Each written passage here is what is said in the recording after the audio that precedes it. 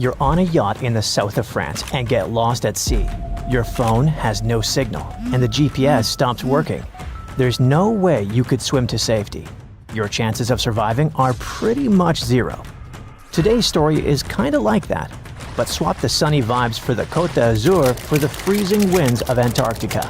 And instead of calm blue waters, picture a sea packed with towering ice as far as you can see. Oh, and forget about phones or GPS. Those didn't even exist back then.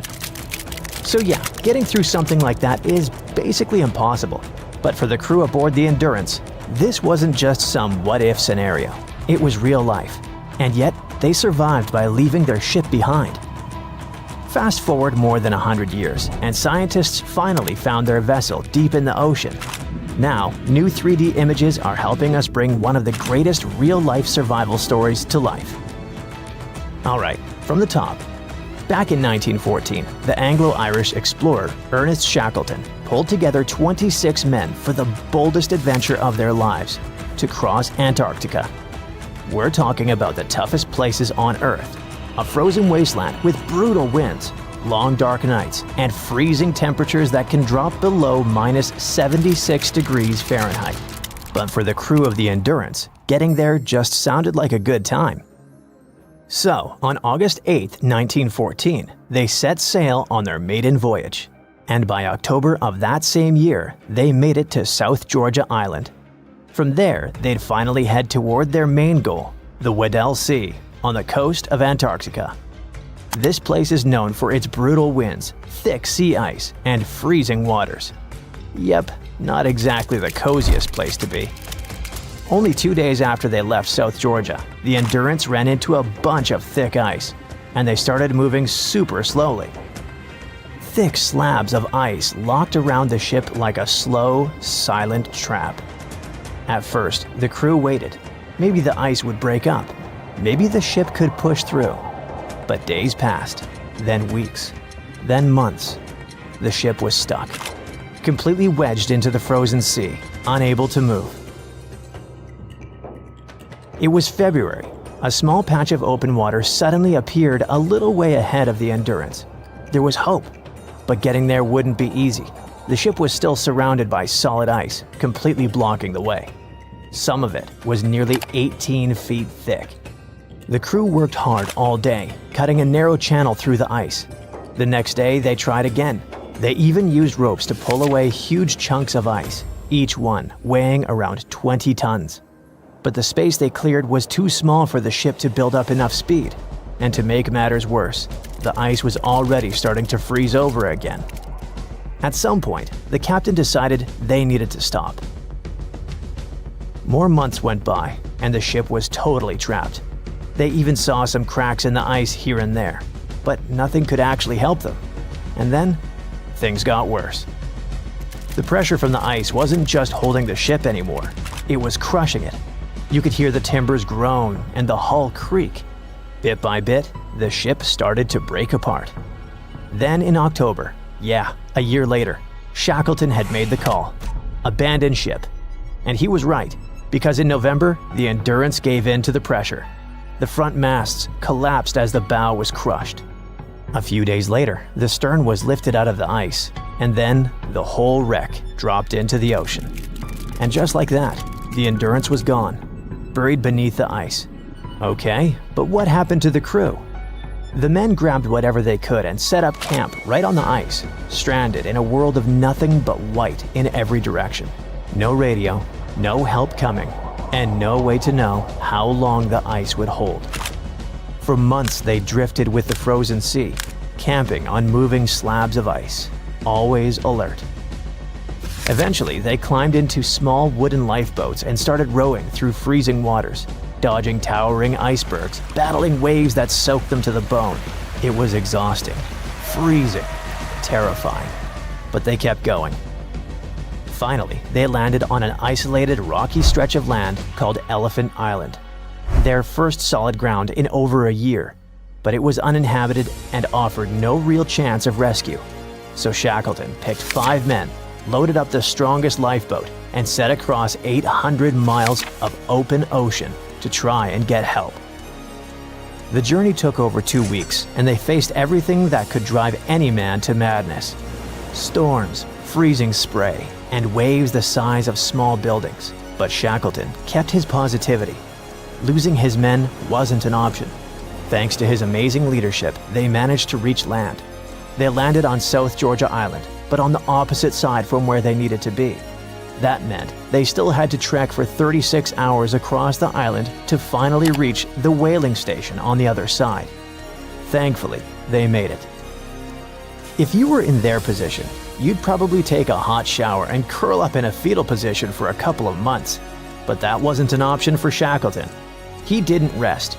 Instead, he immediately started working on a plan to get the 22 men who were still stuck on Elephant Island. After several failed rescue attempts, the authorities finally lent Shackleton a tugboat. That's a type of boat that moves other vessels by pushing or pulling them. When they were approaching Elephant Island on August 30th, 1916, the captain saw something. A smoke signal coming from the shore. Yep, against all odds, everyone survived.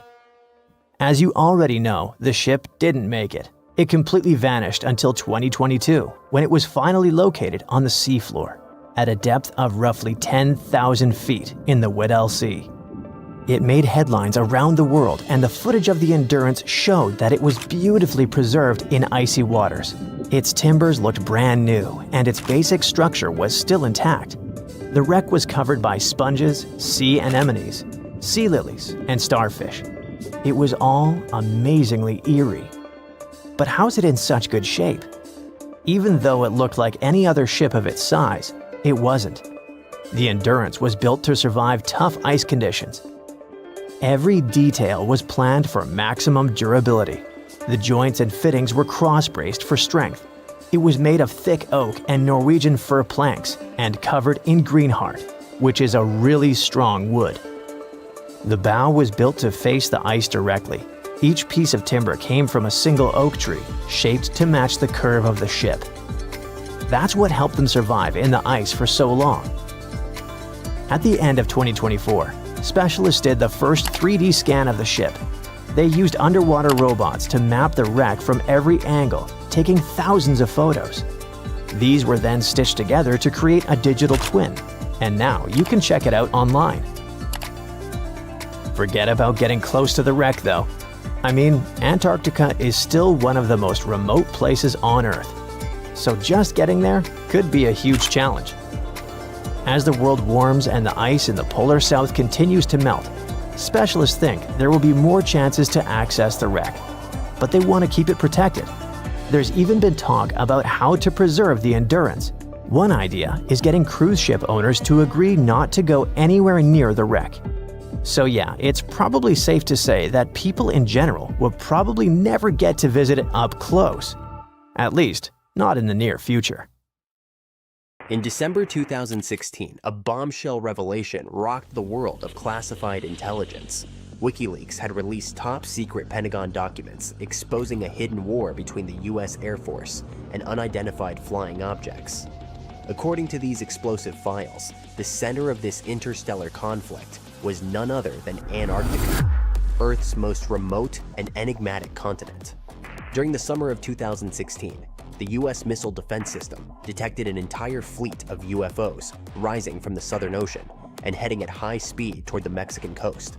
American fighter jets were immediately scrambled, but just as suddenly as they appeared, the mysterious objects vanished from radar, leaving behind only questions and ripples of fear in high-ranking circles. And this, insiders claimed, was only one of many such encounters in a long-running, covert battle beneath the ice. The story spread like wildfire across forums, alternative news sites, and YouTube channels. Eyewitnesses reported that the surfacing UFOs created enormous waves, damaging ships in the area. Other reports spoke of alien bases discovered deep beneath Antarctic ice, with entire zones marked off-limits to the public.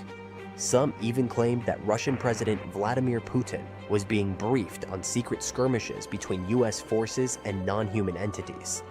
The truth seemed ready to explode into public view. But how much of this is real? And did WikiLeaks actually publish such world-shattering documents? Since 2010, WikiLeaks has indeed released hundreds of thousands of files, diplomatic cables, military reports, and surveillance data. While some documents reference unusual aerial phenomena, none mention extraterrestrial conflict in Antarctica. The story's origin can be traced to a post on European Times, a dubious website known for spreading unverified claims. It cited anonymous Russian intelligence officers as the source. From there, the tale snowballed through conspiracy blogs that forged fake scans of supposed US documents, complete with seals, signatures, and official stamps.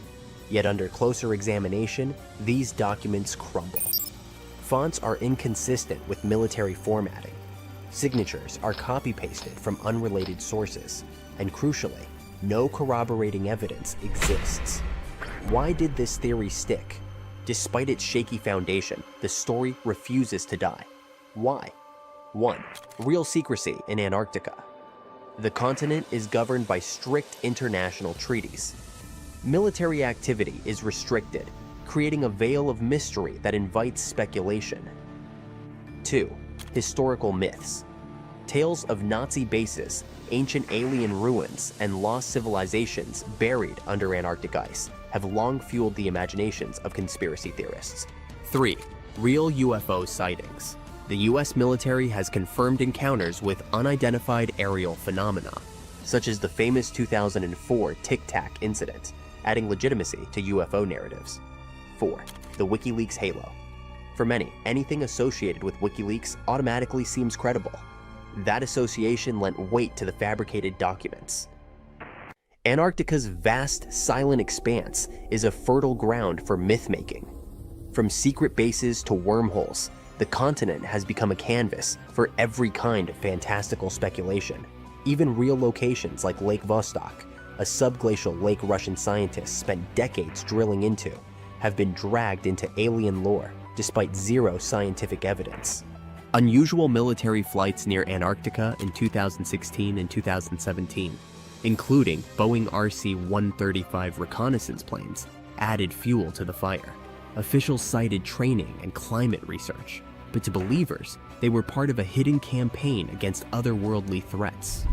The tale of a secret UFO war exposed by WikiLeaks is thrilling, but ultimately, it doesn't hold up. There's no credible documentation, no trustworthy sources, and no confirmation from WikiLeaks itself. Like many conspiracy theories, this one blends fragments of truth with layers of fiction, creating a narrative too seductive to let go. But seductive isn't the same as true. Behind the allure lies a stark reality. No aliens, no Antarctic war, just another myth, thriving in the shadows of secrecy and our eternal hunger for the extraordinary. Still, as long as Antarctica stays silent, the legends will grow, because nothing feeds the imagination like a blank, frozen slate at the edge of the world. This sleek, state-of-the-art submarine named Ran was sent to explore the depths of Antarctica. But as soon as it discovered something, it mysteriously disappeared. So, what happened? It all started when scientists wanted to explore one of the most remote and mysterious places on Earth, the Dotson Ice Shelf in West Antarctica. This ice shelf, silent giant, stretches 30 miles wide. That's almost the length of New York City. It stands between two icy promontories, the Martin and Bear Peninsulas, and it hides an entire world of geological mysteries. If you think that Antarctica is nothing but a desert of super thick snow and ice, you're wrong. There are entire landscapes hidden deep down there. The underside of the Dotson Ice Shelf is a rugged, dynamic terrain shaped by the slow, relentless forces of nature. There are towering ice formations, deep troughs, and bizarre structures stretching for hundreds of feet. Scientists are super curious about it, but as you can imagine, this landscape isn't easy to explore at all. To find out more, we have to scan the area with satellites or try drilling through the snow, trying to collect the big picture, piece by piece. But these methods only gave us vague hints. The real breakthrough happened when scientists came up with the idea to let the submarines explore it. autonomous submersibles could swoop deep into the icy waters beneath the Dodson ice shelf and tell us what's up down there. These robotic explorers have fantastic advanced sonar systems. It's that thing that bats or dolphins do. They can use sound to see the world. Basically, they send out sound waves underwater, and when those waves hit something like the ice shelf above or the seafloor below, they bounce back to the system. Animals feel how long it took for the sound waves to return and how they changed. And this helped them understand what's located where. For example, clicks that dolphins send out tell them where the fish are. We copied this crazy evolutionary trick and adapted it to our underwater exploration. Only our version is much cooler, with a higher level of precision, so we created detailed maps of the environment. The Rand submarine was one of those robotic explorers. It was named after the Norse deity of the sea. Ran had been meticulously programmed to navigate a treacherous landscape of Antarctica. But even with all this training, its journey led to an unexpected and eerie end. In 2019, Ran was sent to explore the depths beneath the Dodson ice shelf. It was a hero, the first one to go on a mission like this. The team said it was like seeing the other side of the moon. For 27 straight days, it worked tirelessly. It traveled over 620 miles beneath the thick ice. That's like a journey from Paris to Berlin. Ran went further and deeper than anyone could have imagined. At one point, it reached over 10 miles into the glacier's belly, and what it discovered down there was astonishing. Scientists thought there would be some smooth, uniform ice surfaces, but Ran revealed an underside marked by huge cracks, ridges. There were formations that looked like sand dunes, frozen in time. And finally, it found some mysterious swirling and teardrop-shaped patterns. They all looked more like art than geology. This actually tells the story of ice shelves and the ocean around it. Warm water sneaks in under the ice and melts it from below. Sometimes it smooths the ice out, but other times it carves out these weird, uneven shapes that look like patterns and drawings. And some of these shapes are huge, over 1,300 feet long. That's about 3.5 football fields. The reason why they look like swirling doodles is because the Earth spins. It makes the water turn in special ways, bending the shapes and drawing these spirals. It's called the Coriolis effect.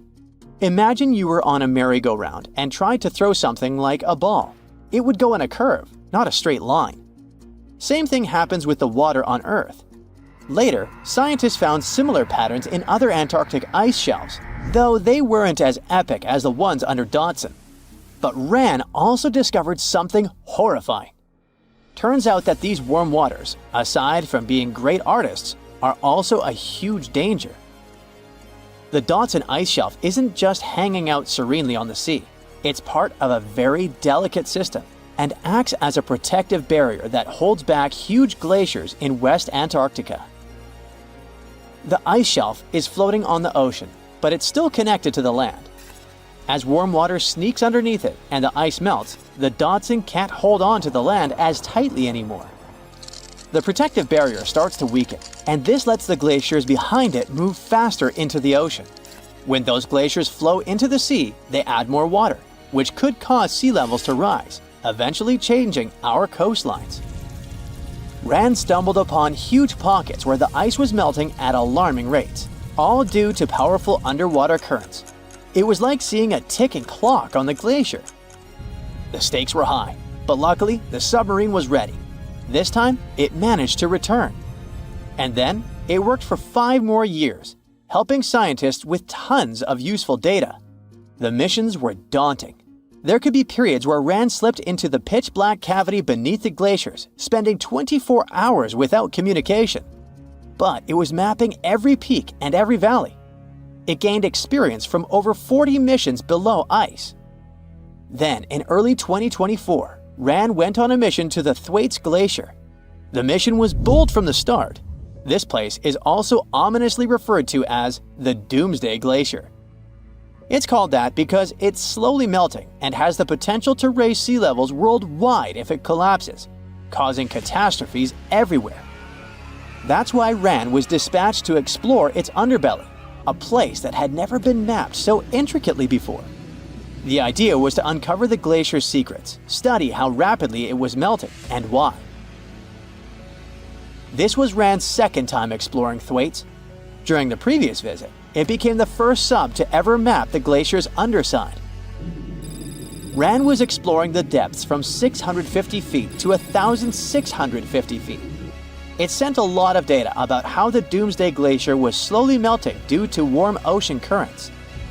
But while venturing into these icy depths, something went wrong. Out of nowhere, Rand vanished. Without warning, without a trace. One moment it was sending back crucial data, and the next it had slipped into the abyss. No distress signals, no final transmission, and it didn't return to the point it was supposed to. People sent extensive searches, helicopters soared overhead, drones buzzed through the frozen skies, but no sign of the submersible emerged from the glacier's grasp. After a while, Rand's batteries would certainly run away. So at this point, it had definitely been swallowed by the abyss beneath 1,500 feet of ice. That was a huge and sad loss for the scientific team. The scientists at the University of Gothenburg are now looking to replace Rand and continue their important research under Thwaites. To this day, scientists have no idea what happened to it. Some say it may have been trapped in the ice. Others believe it was pulled away by an unseen current. It also might have collided with something unexpected. Whatever the truth is, its disappearance has left scientists stunned, and it looks like the ice shelf will hold on to its secrets a little longer. At least we gained a treasure trove of knowledge from Rand's journey. Scientists keep exploring Antarctica, looking for history that hides under the snow.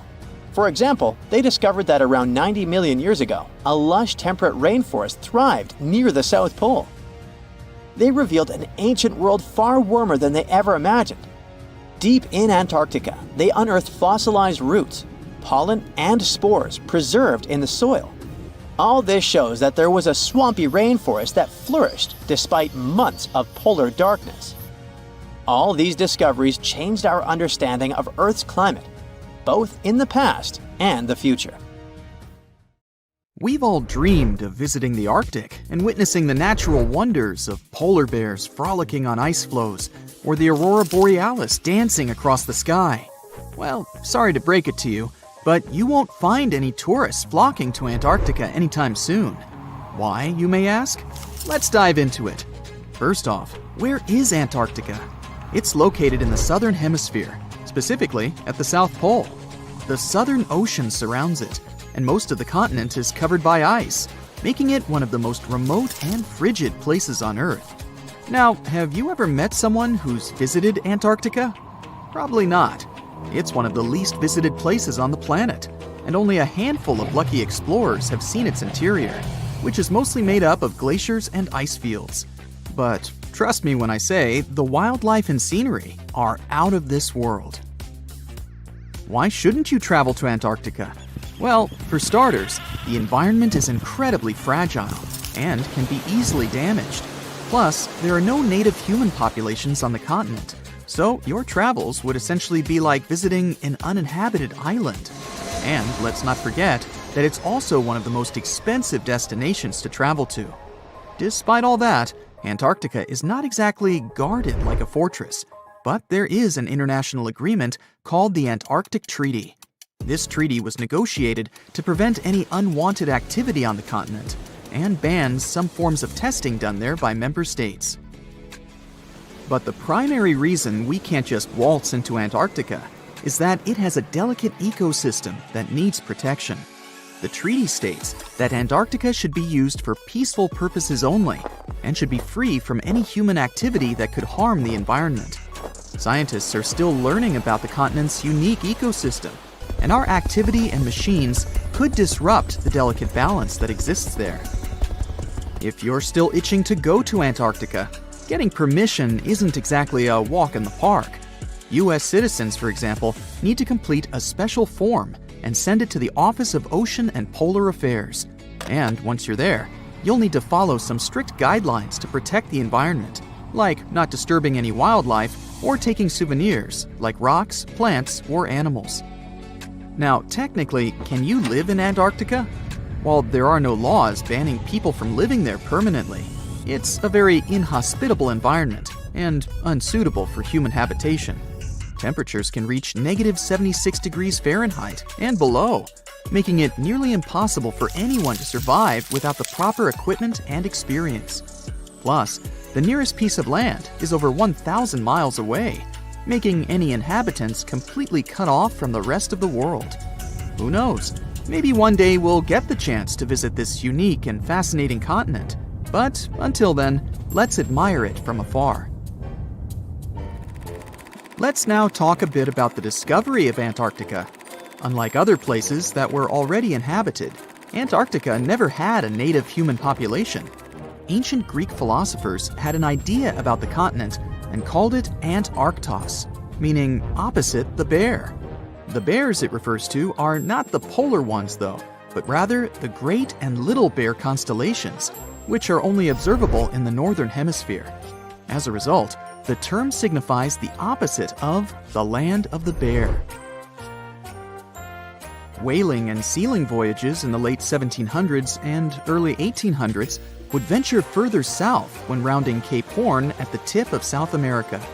It was known that going further south often meant stronger winds, but also the risk of hitting floating ice of all sizes and of winds and seas that could prove dangerous to the ship and crew. Captain James Cook was the first to cross the Antarctic Circle on January 17, 1773, in the Ross Sea region. He reached a point further north a year later, and though he didn't sight land, he came to within 50 miles and saw deposits of rock held in icebergs, indicating that a more southerly land existed. The first sighting of Antarctica is widely acknowledged to have taken place in January of 1820, during the voyage of two ships under the command of Captain Fabian Gottlieb von Bellingshausen, as part of a 2-year exploratory expedition around the world to discover new lands. The captain's ships were the first to have crossed the Antarctic Circle since Cook. The first undisputed landing on Antarctica didn't happen until much later, on January 24, 1895, at Cape Adare during the whaling voyage of the ship Antarctic, led by Henrik Bull. A small boat with 6 or possibly 7 men on board rowed ashore during calm conditions. You might not believe it, but Antarctica is actually a desert. With all that ice, you'd think it'd be like a winter wonderland with snowball fights and hot cocoa all day long. When we think of deserts, we picture camels and cacti and people struggling to find water. But in Antarctica, it's a whole different story. The struggle isn't to find water, it's to find anything that's not covered in ice. And the average rainfall has been just over 0.4 inches in the past 30 years. That's like a few drops of rain compared to what we're used to. So technically, it's not the dunes or sizzling heat that makes a desert, well, a desert. It's the lack of precipitation. But don't worry, if you ever find yourself lost in Antarctica, you won't have to worry about getting thirsty. Just make sure you bring a jacket and some mittens, because it's cold enough to make you into a popsicle. Not only is Antarctica one of the driest places on Earth, but it's also the coldest, the windiest, and the highest. Talk about overachieving. The penguins and scientists down in Antarctica have at times found themselves in a bit of a pickle when it comes to time. You see, unlike the rest of us on this big blue planet, there is no Antarctica time zone. All the lines of longitude meet at a single point at the South Pole, making it a bit of a head-scratcher when trying to figure out what time it is. Now, you might be thinking, but how do the scientists and researchers keep track of time down there? Good question. They typically stick to the time zone of the country they departed from. However, with stations from all over the world on the Antarctic Peninsula, things can get a little wacky. Imagine trying to coordinate with your neighboring countries without accidentally waking them up in the middle of the night. You might think that not much could survive in a place where the temperature is extremely cold, the sun barely shows up, and the wind could blow you away faster than a tumbleweed. Well, as in many places on Earth, life found a way into Antarctica too. Believe it or not, this frozen continent is buzzing with activity. It's home to billions of krill, which in turn attract lots of seals and more penguins than you can shake a fish at. But don't let their cute and cuddly appearance fool you. Penguins are the ultimate swimmers, with streamlined bodies that would make Olympic medal winners jealous. They come ashore to breed and chill, but their real talent is stealing pebbles from each other and forming mathematically precise huddles to stay warm. Antarctica is also home to the largest species of penguin on Earth. It's called the emperor penguin. Sure, these creatures are flightless birds, but that doesn't mean they can't jump. In fact, some of them can leap up to 120 inches. And let's not forget about the seals. With their furry bodies and special songs, these marine mammals are protected by the Antarctic Treaty, and they're thriving in the cool waters of the Southern Ocean too. But the real stars of the show are the whales. During the Antarctic summer, these huge creatures show up in droves to chow down on the abundant krill. It's indeed like a whale buffet down there. There's a ship drifting somewhere in the ocean without a crew. The last time someone saw it was over 50 years ago. Its story reminds of that of the Flying Dutchman, a ship that's bound to sail forever and bring disaster to whoever sees it at sea. At least the legend says so.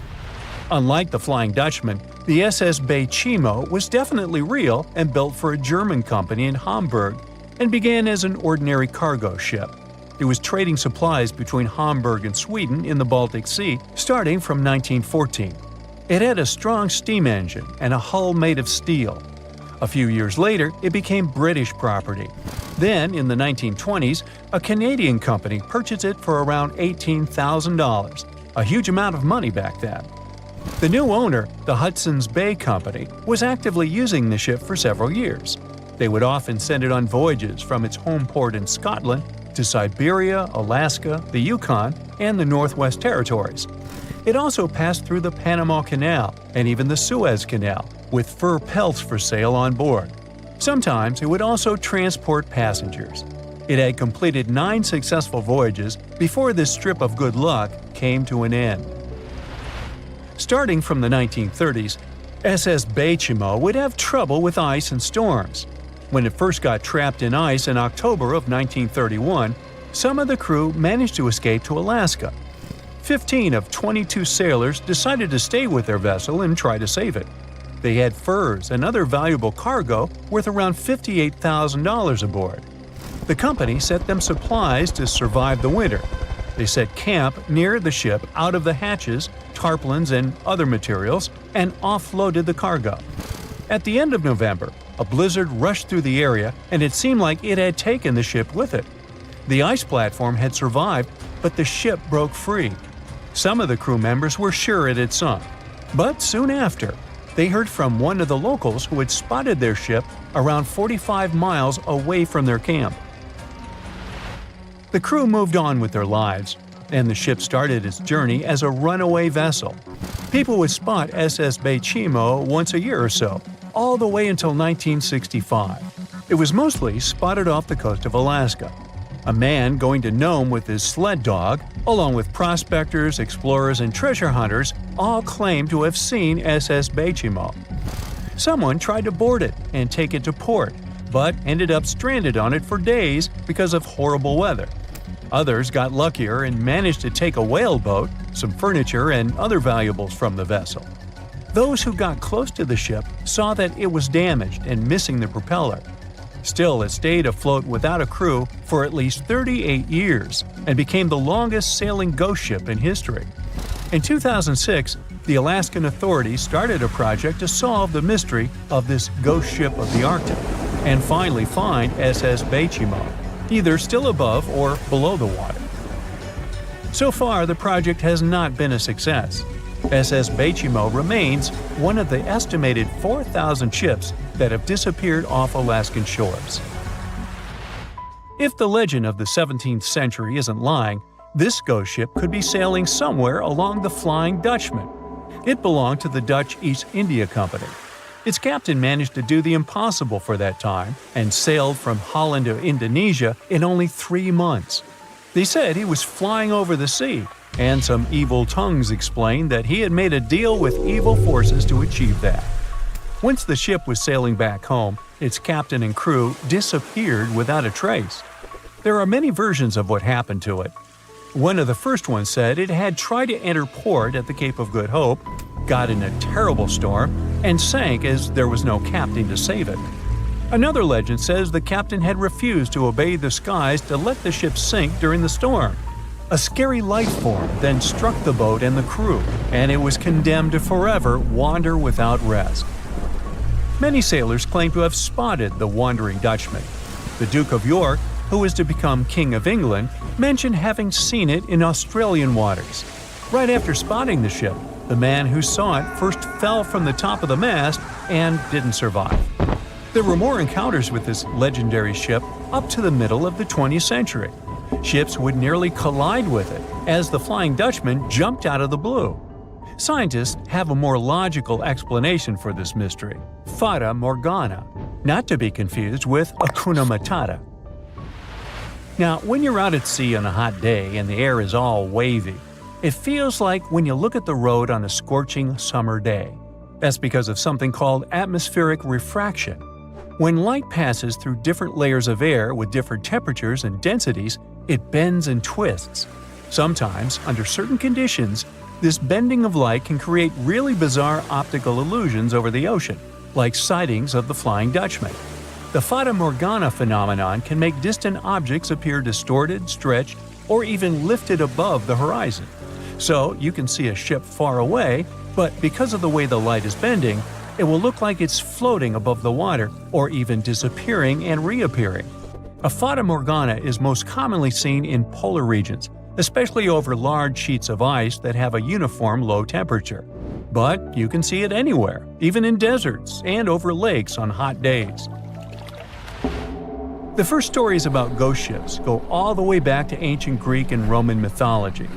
One of the most famous ghost ships in history is the Mary Celeste.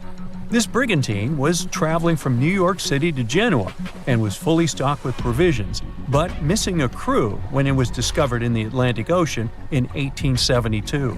The crew's personal belongings were also there, completely undisturbed. The final entry in their log was made 10 days earlier.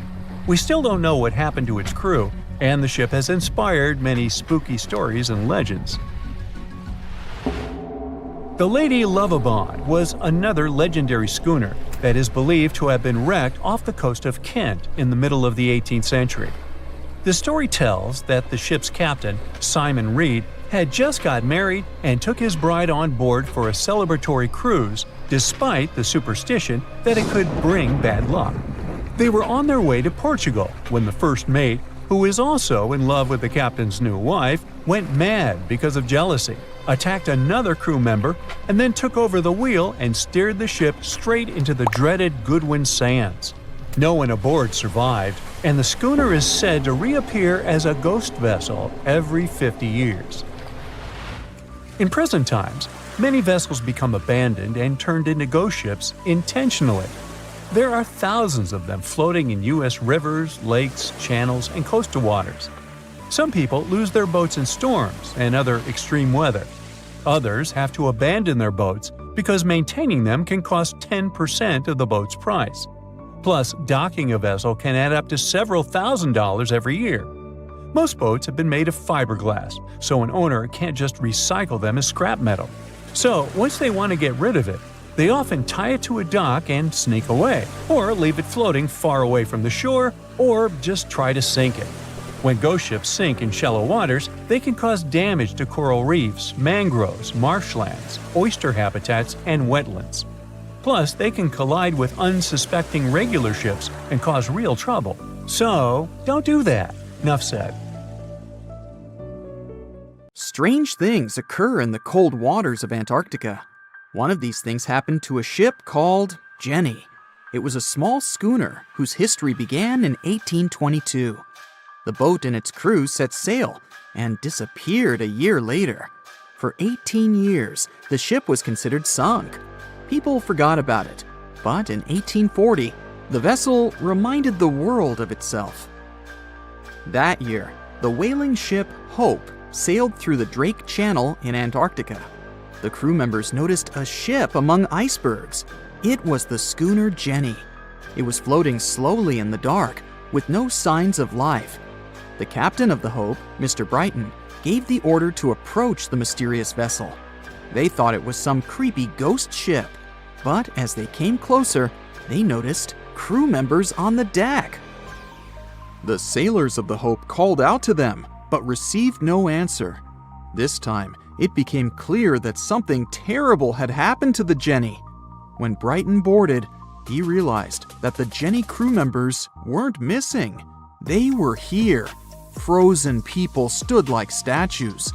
Brighton went down to the lower deck and found the captain. He was sitting frozen at the table, holding a pen. Brighton looked at the logbook. The last record was made on May 4th, 1823. The captain wrote that he was the only living member of the crew. They spent 71 days without food. It seemed that the ship got lost in the sea because its captain went off course or sailed into an iceberg, but no one knew for sure. After that, nobody ever saw the Jenny again. According to rumors, the crew of the Hope abandoned the frozen ship and left it to drift in the cold waters. According to other rumors, this whole story is fiction. The story of the Jenny was described in a German magazine in the middle of the 19th century. Still, there was no further evidence of the ship's existence. Already in our time, Cambridge University decided to explore the case of the Jenny. The researchers discovered that one of the crew members of the Hope, who didn't disclose his name, told someone the legend of the frozen ship. Someone shared the story with another guy, and it was published in a German magazine called Globus. And that's all. There was no other evidence. One of the most famous ghost ships was the Mary Celeste, and there's no doubt about its existence. The history of this vessel was documented in court. People wrote about it in newspapers, but the most exciting thing is that the ship continued to be used even after 10 people disappeared from its deck. The history of the Mary Celeste began in Canada in 1861. When it was first built, the ship was called the Amazon. It changed captains several times, and it also hit some rocks. The boat was sold, bought, then sold again, repaired, and sailed under the name Mary Celeste. In 1872, it had a new captain, Benjamin Briggs. He was a decent, brave man with a lot of experience in navigation.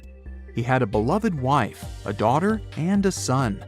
When he went on his last voyage, he took his wife and daughter with him, and his son stayed in America. In November of 1872, the Mary Celeste sailed from the port in New York with 10 people on board and disappeared. 8 days later, another ship, the Dei Gratia, also left New York and followed the same route. Dei Gratia's captain, David Morehouse, noticed the Mary Celeste and immediately realized something was wrong. The ship was moving too freely, as if no one was controlling it. The captain tried to contact the crew members, but no one answered him. Then, together with other sailors, he climbed aboard the Mary Celeste. The ship was in good condition. There was no damage. The hold was slightly filled with water, but it could be easily pumped out. Everything seemed fine, but one lifeboat was missing. The crew members' valuables were in their cabins. The cargo was in the hold. The supplies of water and food were untouched. Judging by the records in the logbook, the ship was caught in a storm, but it was not too strong. Other ships also sailed through this storm, but nothing bad happened to them. The last record was dated November 25th, and it claimed that everything was fine. The sails of the Mary Celeste were slightly damaged, but perhaps it happened after the crew had disappeared. The whole ship was in excellent condition, but what made the people leave it? Part of the crew of the Dei Gratia stayed on board the Mary Celeste to bring it to dry land. Everything went well. they delivered the ship to the closest port. Next, the captain of the Dei Gratia appeared before the court and told about what had happened. However, the prosecutor and the judge didn't want to believe in the story of the Mary Celeste. They were sure the captain got rid of the ship's crew to get money for its cargo. According to the maritime laws of that time, if you found a ghost ship with valuable cargo, then a substantial part of this cargo belonged to you. So, many people thought that David Morehouse decided to earn some money. This version seemed to be more valid than the one about the mysterious disappearance of 10 people. Fortunately, no one accused the captain of committing a crime.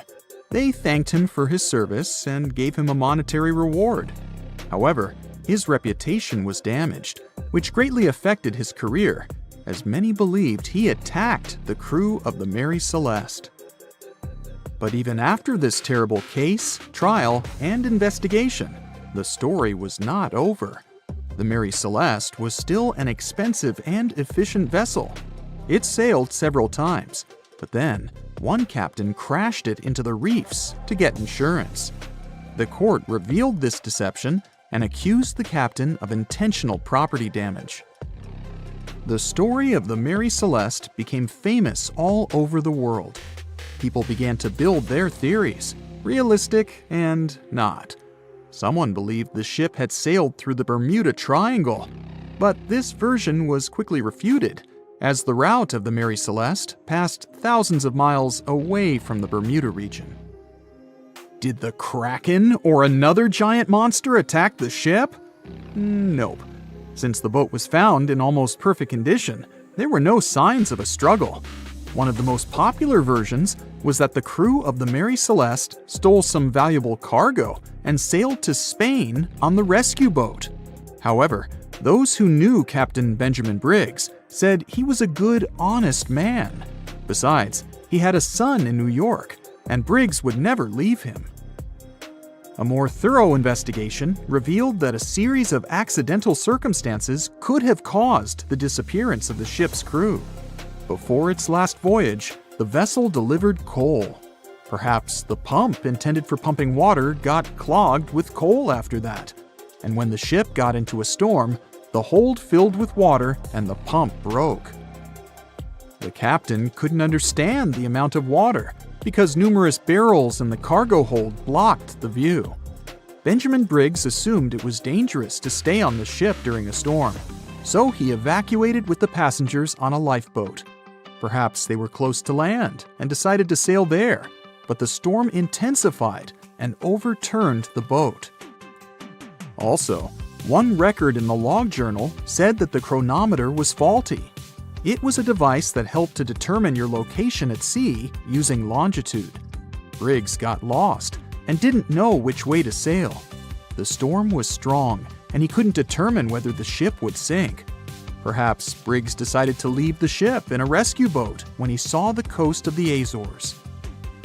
The uniqueness of this ghost ship case is that, unlike many others, you can investigate it yourself. There's a lot of information about the Mary Celeste on the internet. There are documentaries and research articles. Perhaps you'll be able to notice something that others haven't seen and solve the mystery of the disappearance of 10 people. A group of underwater explorers stumbled upon a mysterious discovery in June 2011. It was a strange something resting deep under the freezing waters of the Gulf of Bothnia in the Baltic Sea region.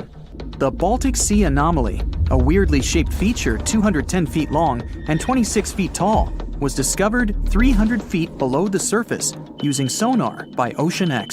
The team claimed that their electrical equipment stopped working when they got to within 650 feet of the mysterious object. Anything electric that was taken down just stopped working altogether over the site. Moving away from it let the electronics turn back on.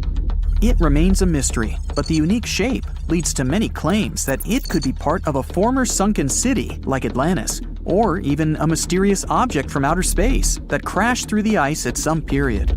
The scientists studied samples collected from around the site and determined that it could be a simple glacial deposit carved out from moving glaciers during one of the ice ages. The anomaly is just a piece that was left over, undisturbed for thousands of years. It hasn't been explored enough yet for a true answer. Off the southern tip of Japan lies the Yonaguni Formation. A local diver first noticed these formations in 1986 while searching for new dive sites for tourists. When he saw the large steps that resembled a pyramid, he decided he must have discovered an underwater city. Archaeologists believe that the structures belong to a long-forgotten fabled civilization, just like Atlantis, that had vanished beneath the waves thousands of years ago. Structures inside the pyramid that resemble stonework, like castles and a stadium, are connected by roads and what seems to be large walls all the way around. The marks in the stone show quarry work with faded faces and rocks sculptured into animals. But other experts say that the symmetry of the rocks is not as perfect as reported, and that it appears to be solid rock rather than carved blocks. For them, it's just a coincidence. Research is going on to determine if it's truly a lost civilization or nature just having a little fun. The Lincoln Memorial is gigantic in size, and the view of the reflecting pool mesmerizes visitors. For enthusiasts that love history, searching for the famous carved lettering mistake in the walls is also part of the journey. With high hope for the future, no prediction in regard to it ventured. Except the sculptor accidentally spelled future with an E instead of an F. There is a chamber in the building's foundation that's also worth a visit. You can even find a cave-like structure where stalactites form from the dripping water through the limestone through a secret door. There's graffiti from unknown construction workers on the supporting columns inside this cavernous space. Around the northern tip of Queensland, Australia, an uncommon cloud formation that rolls through at dawn scares the tourists. These clouds are called morning glory, a very rare type of cloud that seems to almost roll across the sky, looking like a massive tube. Measuring up to 600 miles long, this phenomenon is the result of an updraft pushing through the cloud, creating a rolling appearance. They believe the moist, cool air at the back of the clouds causes them to sink downward, almost dropping onto the land. In northeastern Thailand, 466 miles away from Bangkok, a 75 million year old rock formation sticks right out of the mountains and into the forest. Looking like a pod of whales swimming together, this place is called Three Whale Rock. Millions of years ago, this area was just a desert, but archaeological evidence from the Cretaceous period, when the T-Rex and Triceratops were out there, show that the land was changing quite dramatically at that time. It's believed that the sandstone mountains were lifted by plate tectonics and erosion by the Mekong River. It resulted in the strangely shaped rock formations that stand out today. Anyone willing to hike the network of trails can reach the place and find waterfalls, as well as a wide variety of plants and animals. From the very top of these huge monoliths, the beaches of Mekong, the mountains, and forests stretch in all directions. One of the most talked about books of the 20th century was an ancient text that no one could read. The Voynich manuscript was discovered in 1912 and is the world's most mysterious manuscript. Looks like it's withholding many secrets from the world. The handwriting inside is of an unknown language or code.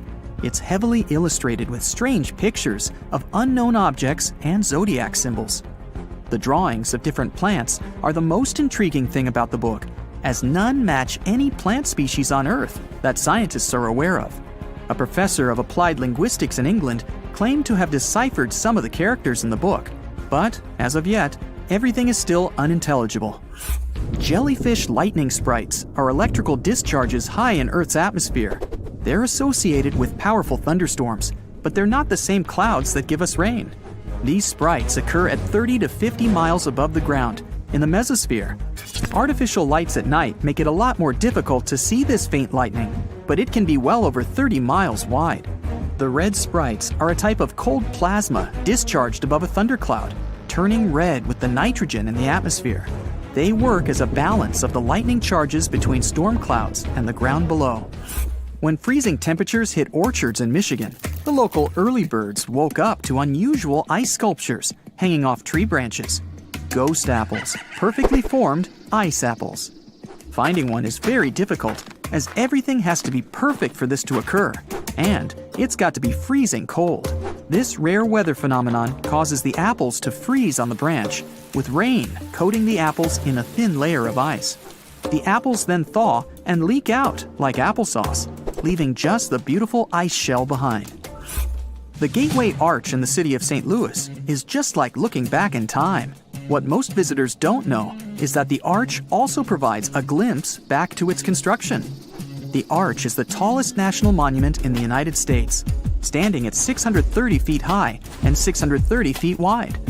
It was built to withstand earthquakes and high winds and can sway up from 1 inch to 18 inches in a 20-mile-per-hour wind.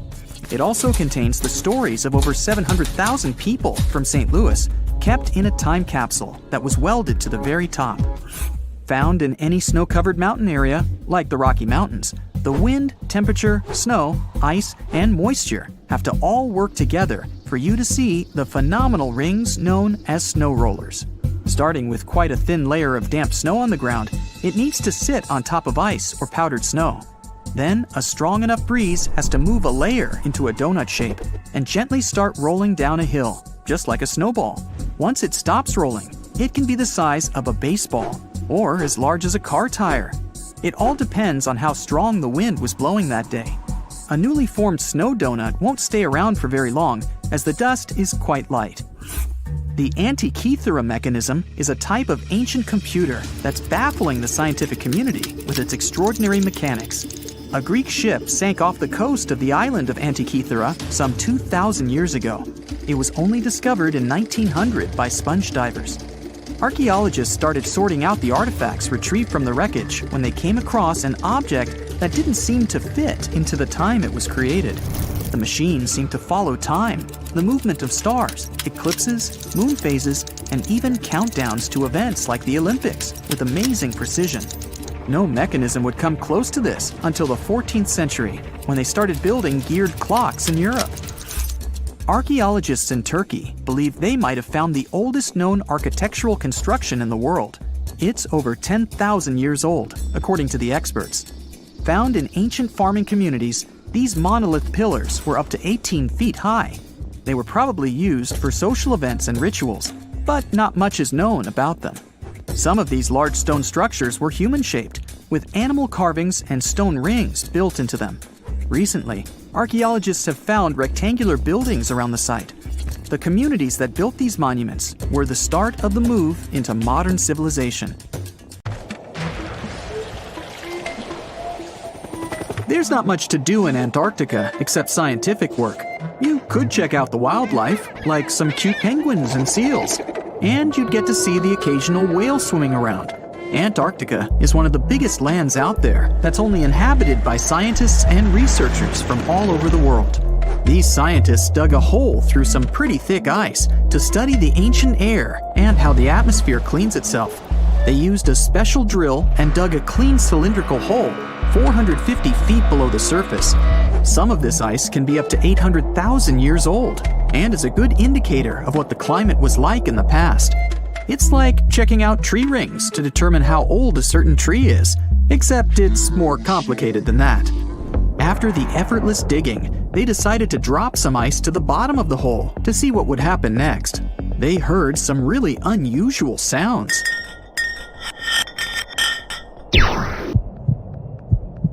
It felt like being on a spaceship traveling through a bunch of obstacles with many rocks smashing into each other. The pitches changed over the quick descent of the block of ice, ranging from high pitch and ending with a low heartbeat-like sound. The scientists were puzzled when they first heard this and dropped some more ice, only to find out that the same type of sounds were being produced, just in different variations. They couldn't tell what was down there and, more importantly, why these kinds of sounds were produced. Antarctica boasts quite a few volcanoes, many of which are under super thick sheets of ice. Scientists discovered 91 volcanoes and claimed there could be more, potentially making it the most extensive volcanic region in the world. While they were doing regular scientific research, they came across many unmistakable large cone-shaped figures underground. Some were as deep as 2 miles in the ice. Some of the peaks were over 3,000 feet tall and dozens of miles across. But on the surface, it's as plain as a sheet of paper. They may have dropped that block of ice inside an actual volcano that they were standing on, but it's unlikely. Even though the underground volcano presence was discovered by accident, there's a small chance they were actually standing on one where they had their workstation set up. It's more likely that they worked in an area where studying ancient climates is easier and less dangerous than other places. They collect ice samples and study them in a lab. It's like discovering a prehistoric insect embedded in amber millions of years ago when dinosaurs used to roam the land. But instead of little bugs, scientists study ancient dust, air bubbles, sea salts, volcanic ash, and anything else that may have come from the environment. They can practically tell how the climate was during that time. These ice samples might show that Antarctica's western ice sheet melted when the Earth's climate warmed up. If it did, then it's likely to happen again. That would mean sea levels rising, affecting coastal cities and small remote islands. But scientists aren't sure it's true, despite some evidence to back it up. The process of studying ice samples can take a week or even a year, depending on what they find. They crush or melt the sample bit by bit. And like those tree rings, the deeper the layer, the further we go back in time. In order to study ancient bubbles trapped in ice, researchers have to crush the samples under a vacuum hood to keep the air out while extracting the air and putting it in vials. There are various instruments and devices to study the ice samples, but because it's so sensitive to damage, each measurement must be in a clean room setting so that nothing gets compromised. The scientists have to wear proper bodysuits and many layers of gloves and constantly get ventilated. Even something as tiny and insignificant as a fingerprint can ruin a sample.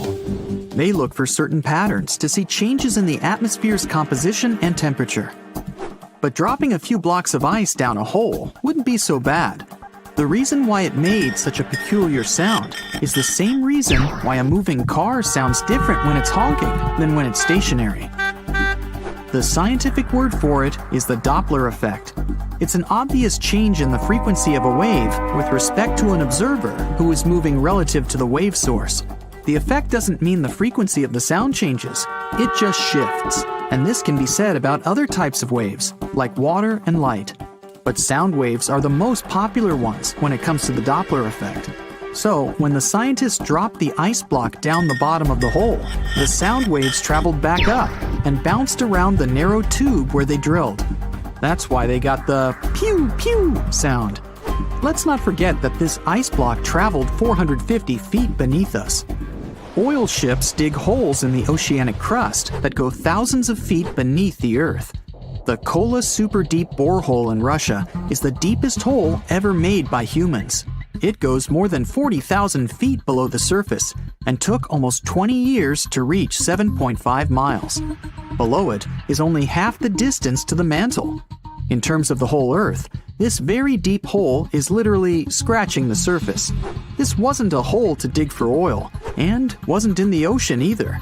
The drilling was stopped in 1992 when the engineers found out that the temperatures were 100 degrees Fahrenheit higher than they predicted. And then it was abandoned, and it's just been a barren hole now. But that's the closest we've dug to the center of the planet. The scary thing is that some of the workers on the site could hear voices coming from within. All the way in Yemen, an ancient hole exists in Barhout, in the east of the country in the middle of the desert. It's actually closer to Oman than to the capital Sana'a. This hole has puzzled experts and locals. Unlike the holes in Russia and Antarctica, this wasn't man-made. Or was it? It's been around for many years, and the locals try to steer away from it. They don't even like talking about it, since they claim it brings bad luck to those around it, or to whoever utters its name.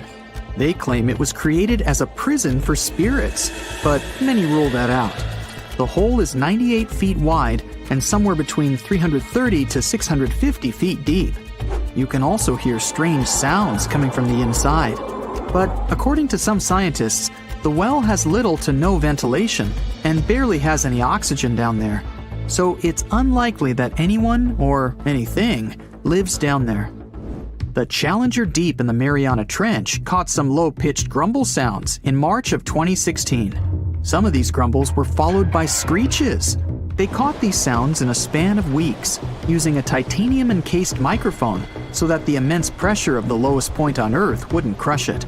They had to lower it slowly as well, since it's 1,000 times the atmospheric pressure at sea level. For 23 whole days, the microphone recorded typical sounds of whales passing by and boats sailing across from above, and even rumbles of nearby earthquakes, but they still couldn't determine what caused those initial sounds. The researchers couldn't understand if the noise from the bottom of the Mariana Trench was caused by humans or was natural.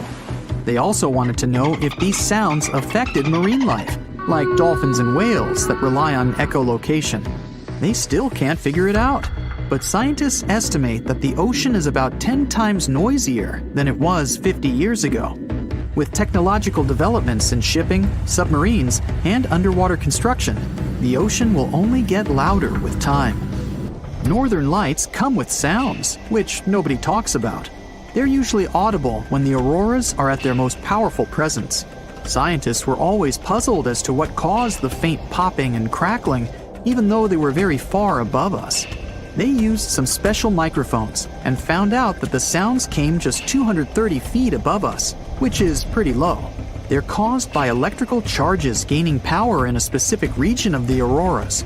The electrical charges are disturbed by magnetic storms that fire up the northern lights. As a result, some tiny sparks are released into the atmosphere, causing the faint crackling and popping noise. You've probably heard about the mysterious sea state of Atlantis. It was a high-tech utopia where people lived happily, but then something happened, and Atlantis disappeared from the face of the earth. Many people believe that this city lies at the bottom of the Atlantic Ocean. But what if we've been looking in the wrong place all this time? What if it's somewhere different from where they're trying to find it? What if all this time Atlantis was in the middle of the Sahara Desert? Well, this unexpected theory has some evidence, but to study this version, you first need to understand what Atlantis was and how we got to know about it. The very first mention of the mysterious city was in 360 BCE. Ancient philosopher Plato wrote about Atlantis. His work, Dialogues, described Atlantis as a rich land with advanced technologies. Its inhabitants were powerful, intelligent, and beautiful, like superhumans. He described in detail the structure of the city, and this was the main reason why many people believed in the existence of Atlantis. According to his records, the Atlanteans built this place in several concentric circles of black and red stone. Then they covered these circles with brass, tin, and precious metals. In the city, there were water channels on which ships sailed. The Atlanteans were sailors, so they built a passage from their city to the open sea. On the internet, you can find many drawings of Atlantis, created based on Plato's descriptions. Take a look at these drawings and an actual photo of the Eye of the Sahara. This place in the Sahara has a shape of several concentric circles. It looks as if a destroyed city left a trace on the sand. Many people have written online that the lost city was located there, but no one could prove it. Once upon a time, the Sahara was filled with rivers and lakes.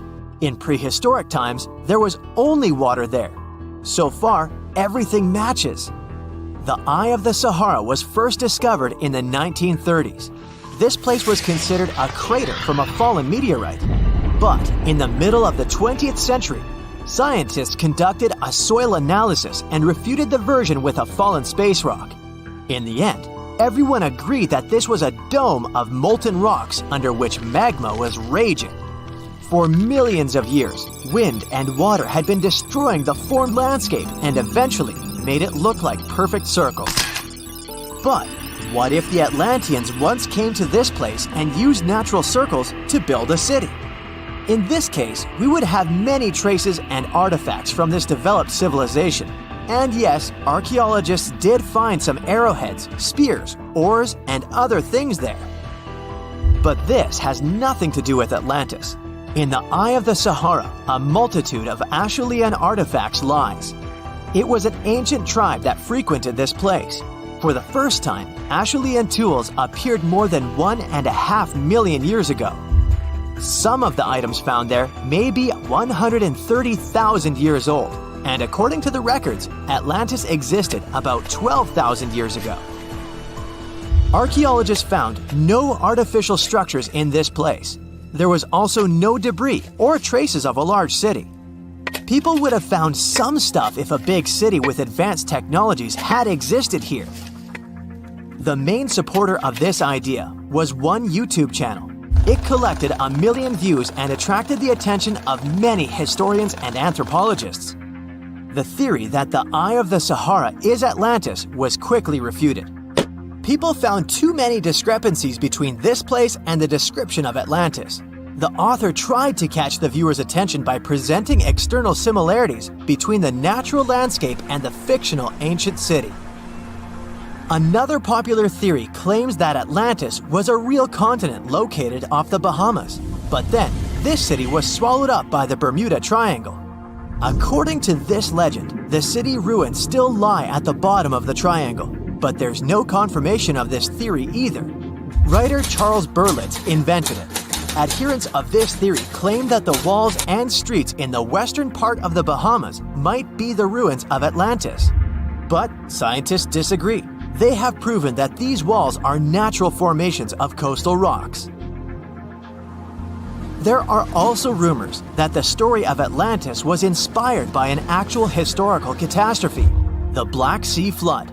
This is the Bosporus, a strait in Turkey connecting the Black Sea and the Sea of Marmara. Around 5,600 BCE, the Black Sea was twice as small as it is now and had many cities on its shores. Unfortunately, a huge flood destroyed this flourishing civilization. Within a year, cities descended underwater, and surviving inhabitants moved to foreign lands and spread stories about the flood. Maybe these stories inspired Plato to come up with Atlantis. In the 1950s, people came up with another version. Atlantis was the continent that is now Antarctica. Tens of thousands of years ago, a warm continent with a developed city shifted to the northern part of our planet because of the movement of Earth's crust. The Atlanteans couldn't adapt to the cold conditions, and Atlantis was covered with a thick layer of ice. This theory was refuted when scientists began studying the tectonic plate's nature. It turned out that Earth's crust couldn't have moved such a huge continent as Antarctica. The tectonic plates don't behave this way at all. But the main question is, was Atlantis real? No one had described it before Plato. Perhaps the philosopher came up with it. Maybe he did this to emphasize the correctness of his views on life and to identify his philosophical theories. In his works, he wrote a lot about divine and human nature and how people can destroy this nature. He spoke of decaying ideal societies because of immoral behavior and vices. The Atlanteans were once moral, spiritual people who created a utopia, but then they became greedy and mean. They destroyed their inner nature, and for this, they had to witness the destruction of their city. One night, fires and earthquakes hit Atlantis and plunged the city into the sea. The higher powers punished people for their immoral behavior, and Plato also wanted everyone to be afraid of moral decay. But judging by the descriptions of the earthquakes and fire, it may seem that Atlantis was destroyed by a volcanic eruption, as it was with the ancient Roman city of Pompeii. And such destructions have happened pretty often throughout history. Natural disasters ruined many developed cities. One of the most famous cases occurred in 1100 BCE in the Mediterranean Sea, when a volcanic eruption destroyed the highly developed Minoan society. The Minoan society existed for about 2,000 years. These people mostly lived on the islands of Crete and Santorini, located north of Crete. The Minoans had beautiful houses, a sewage system, and a developed economy. They were engaged in agriculture, grew fruits and vegetables, painted frescoes, and made jewelry. They were the first people to found the thalassocracy, an empire based on the sea. They lived off of fishing, piracy, and maritime trade. At the time, they performed cruel rituals, and their way of life was far from moral. They were used to earthquakes on the island of Santorini, so they reinforced the walls of the city with wooden beams. but they didn't know what a volcanic eruption was. And when the sulfur smell appeared in the air, they didn't suspect the impending catastrophe. When the volcano spilled out tons of lava and ash, all the residents of Santorini abandoned their homes and tried to escape, but they couldn't. The eruption and earthquake triggered a tsunami. A large wave flooded the coastal part of the island of Crete. This hit the economy of the Minoans hard and destroyed their port harbor. Then, foreigners attacked Crete and finally destroyed the developed civilization. Some historians think that Plato could have referred to the Minoan Empire when describing Atlantis. Using their example, he showed how immoral actions could destroy people. So what comes to your mind when you hear the word Antarctica? Most likely, cold, snow, ice, and penguins. Yet, this is one of the least explored regions in the world that hides many strange and unique things. Check them out. You don't have to go to Antarctica to see this weird thing. All you need to do is open Google Earth and move to one of the southernmost islands of Antarctica, King George Island. Recently, internet users have noticed a large and pretty strange cave entrance there. Where does this wide, dark passage lead? People started making suggestions.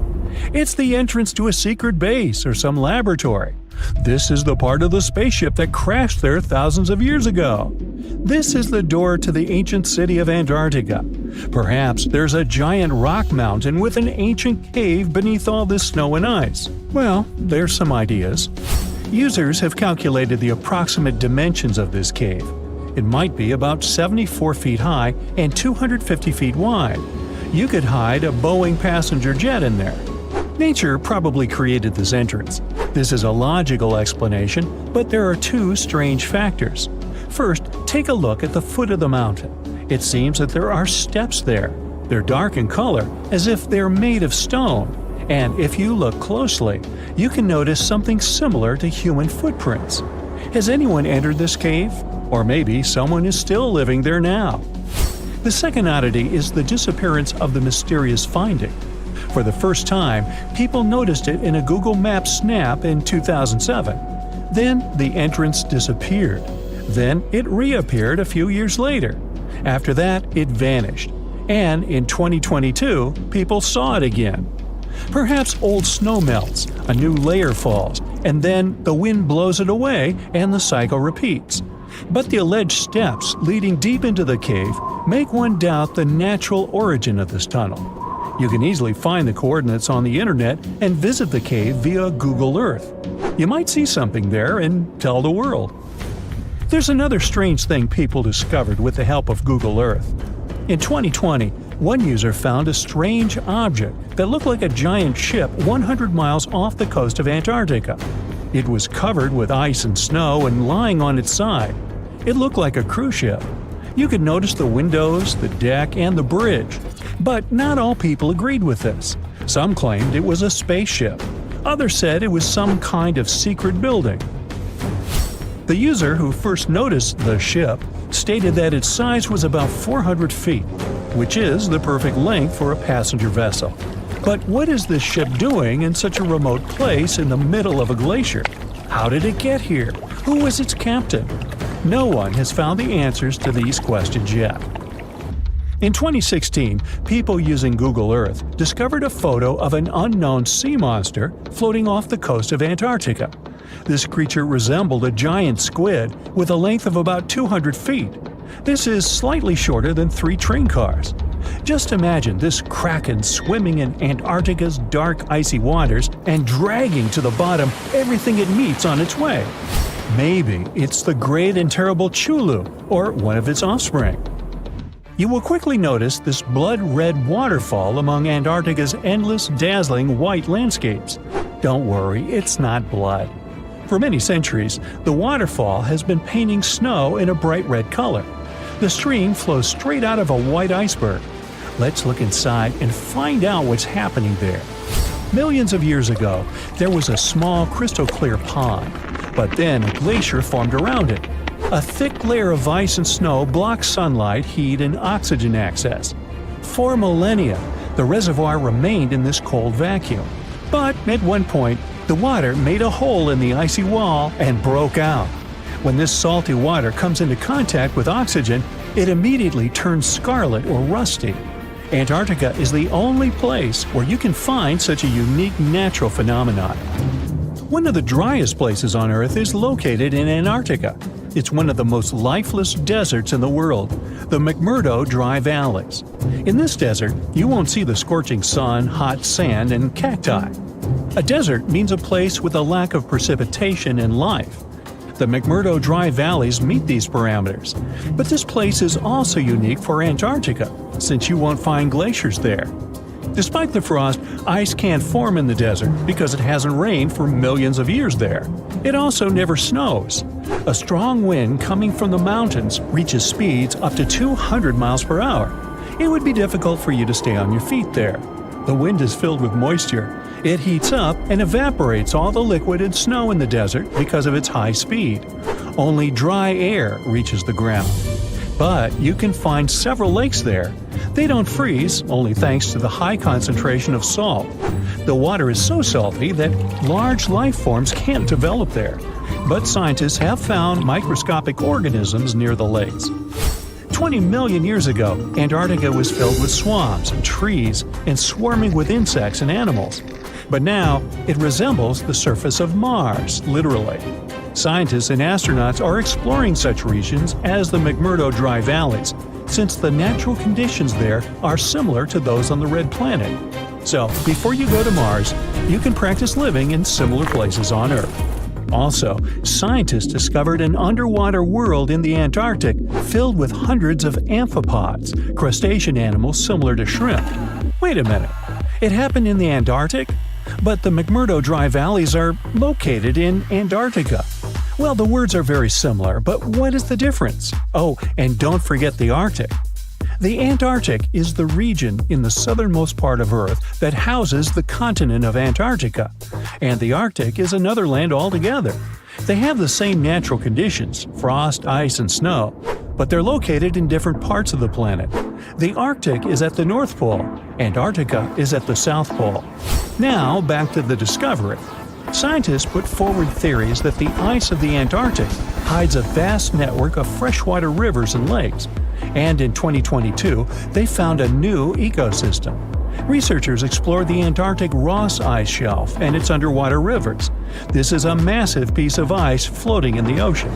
A team from New Zealand used a special drilling rig equipped with a hot water supply to drill a hole 1,640 feet deep. That's more than the height of the Empire State Building. Then, they lowered some video cameras and saw thousands of crustaceans swimming in different directions. So it seems they're very unorganized. In the waters of the Antarctic, you can also meet some of the scariest creatures on the planet. These are sea spiders. They got this name because they resemble land spiders, but they're actually a species of marine arthropods. And unlike land spiders, those in the ocean are much larger. They look like 8 strong legs without a body. One such spider can be a dinner plate in width. Some of them have no eyes and have proboscises instead of jaws. Sea spiders are poorly studied because they live in deep, cold waters. Antarctica hides many little-known animals. There are long tunnels in its glaciers leading to scary darkness. On this cold continent, people have found the remains of giant dinosaurs and other ancient creatures, such as the ancestors of modern ducks. Many underground rivers and lakes hide unexplored wildlife. Even the ice here can be weird. Take a look at these striped icebergs. They have blue, black, green, and turquoise shapes. The color depends on the conditions of the water during freezing. For example, green lines appear because of algae, blue ones form when the water freezes too quickly. Okay, I'm freezing. Time to go thaw somewhere warmer. Hawaii. Yeah. Antarctica. It was once a green land full of dinosaurs, but now it's a frozen continent bigger than that of the US that doesn't belong to anyone. It isn't hard to find. Wherever you go, just go south until you get to the big icy thing at the south pole of our planet. It lies within the Antarctic Circle, and it's the largest single mass of ice on Earth. The continent is bigger than the US and even bigger than all of Europe. And still, Antarctica was officially discovered recently. Scientists hadn't known of its existence until 1820. After the discovery, it took another 2 decades to confirm it was a whole new continent, and a few more decades after that to decide on a name. In Antarctica, anti means the opposite, so Antarctica literally means the opposite of the Arctic. Now, even before scientists discovered the land, ancient Greeks already theorized that there must be a southern continent to balance out the Arctic in the north.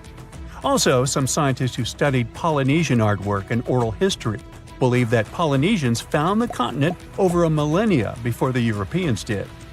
Anyways, today we all know of this icy land at the South Pole. Because of its location, there are just 2 seasons there, summer and winter, and both last 6 months. In summer, it's a bit warmer, and the continent exists in pure daylight. And in winter, it's dark all day long. 98% of Antarctica is ice. This continent alone stores 60% of the planet's fresh water. And yet, despite all those water reserves, Antarctica is the biggest desert in the world. By definition, a desert is an area with sparse vegetation and little snow or rain. Notice that plenty of sand isn't a necessary condition here, even though the continent does have some sand and even sand dunes. It also gets a lot of wind. Antarctica is the windiest continent on Earth, and wind speeds can reach 200 miles per hour. That's even faster than hurricane winds. The little snow the land gets never melts. It just builds up over time, for centuries and millennia. So there's a thick ice layer there. This makes Antarctica full of hidden secrets. There's a whole new world underneath its ice. For example, there are a lot of mountains on the continent that are like 9,000 feet tall. It's taller than 3 Burj Khalifas stacked on top of each other, if we must, and that's currently the tallest skyscraper in the world. But we don't see all those mountains because they're all hidden under the ice sheet that's almost 16,000 feet thick. There's also a lake down there, beneath over 11,000 feet of snow. The lake is called Lake Vostok, named after Vostok Research Station, under which it's located. Originally, it was just a hypothesis. Over a century ago, a scientist suggested that the huge pressure created by tons of ice could decrease the melting point of ice in the lowest layers of the ice sheet, creating liquid water, which could form a lake. He didn't prove his ideas in his lifetime, but others continued his work and confirmed that this theory was true. There's also a canyon in Antarctica, hidden underneath huge masses of snow too. It's deeper than the Grand Canyon we have in Arizona. There is a mountain range that divides the continent into 2 parts, East Antarctica and West Antarctica. The western part of the continent is experiencing higher temperatures and is starting to melt.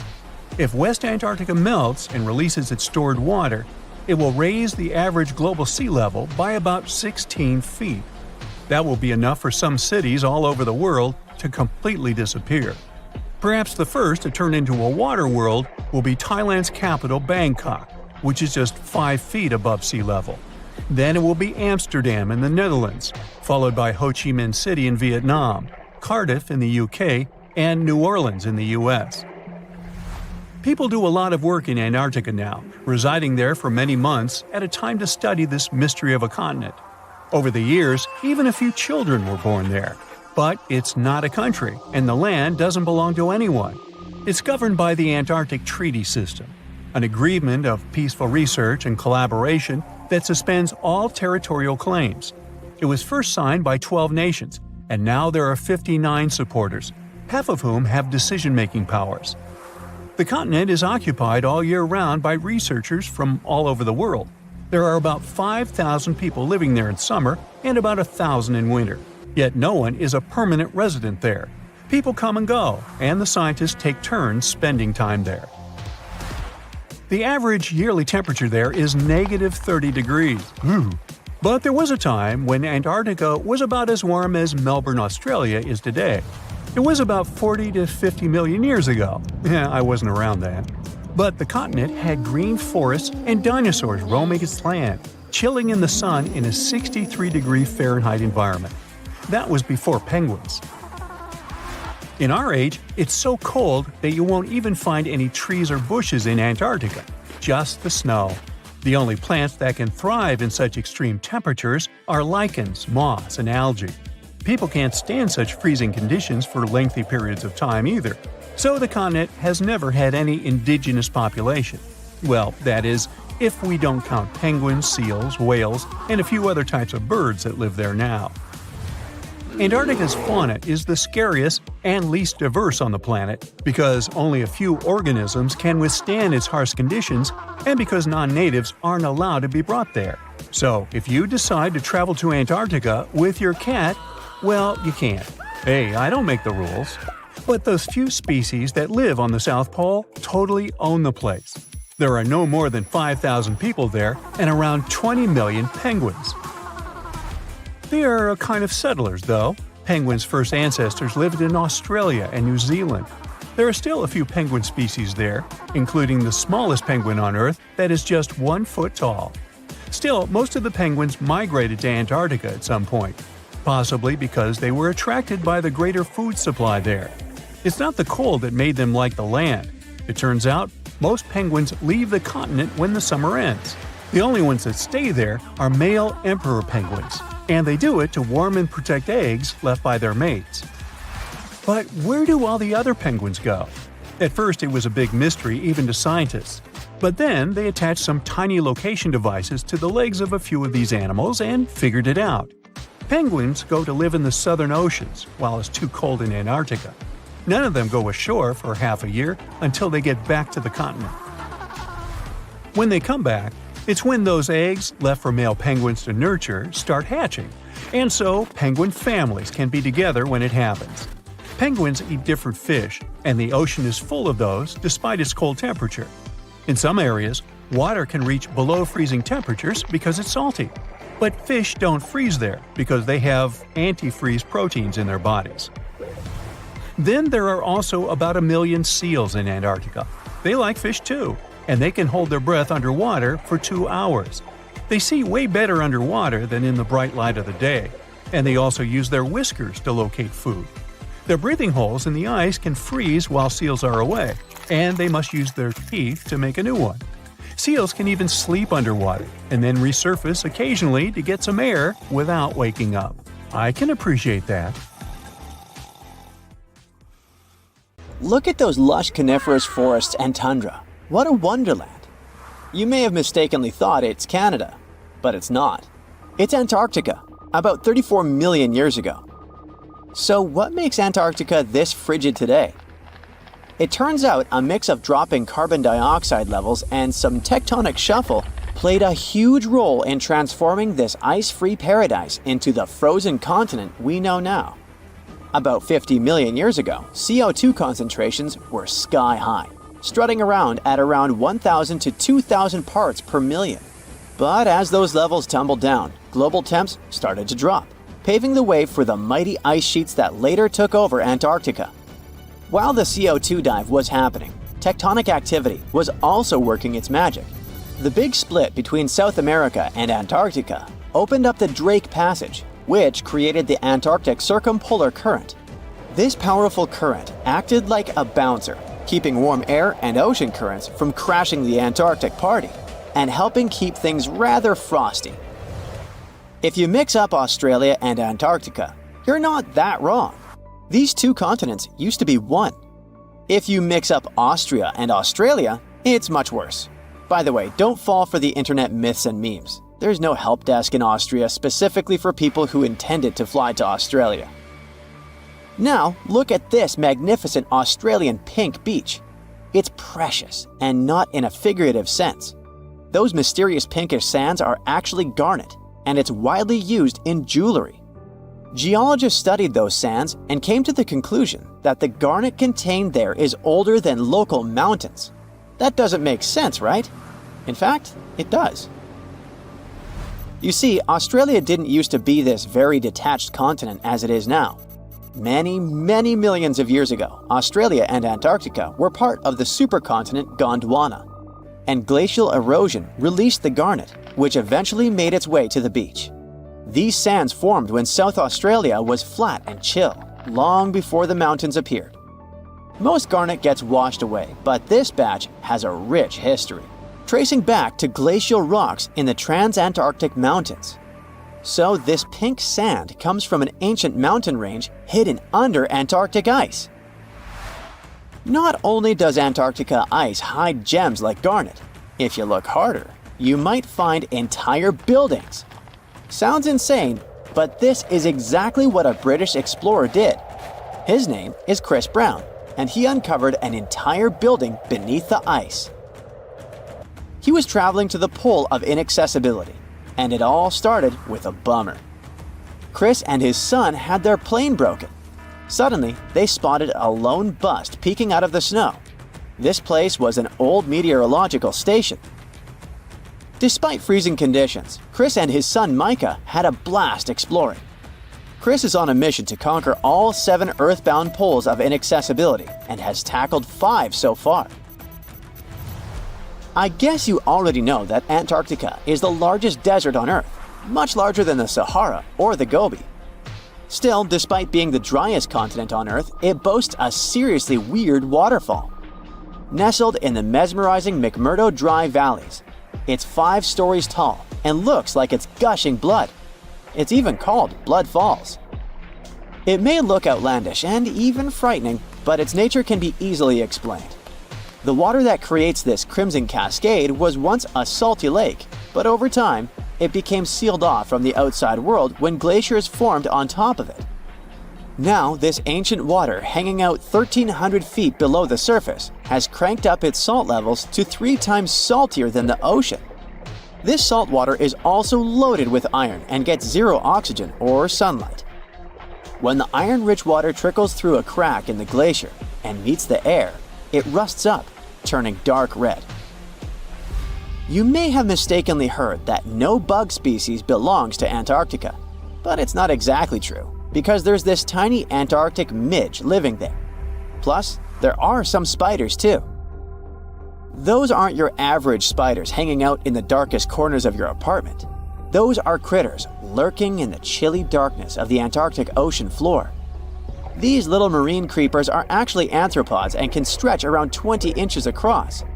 As if that wasn't bizarre enough, they also breathe through little holes in their legs. Quick question. What's the color that you associate most with Antarctica? I'm sure it's white.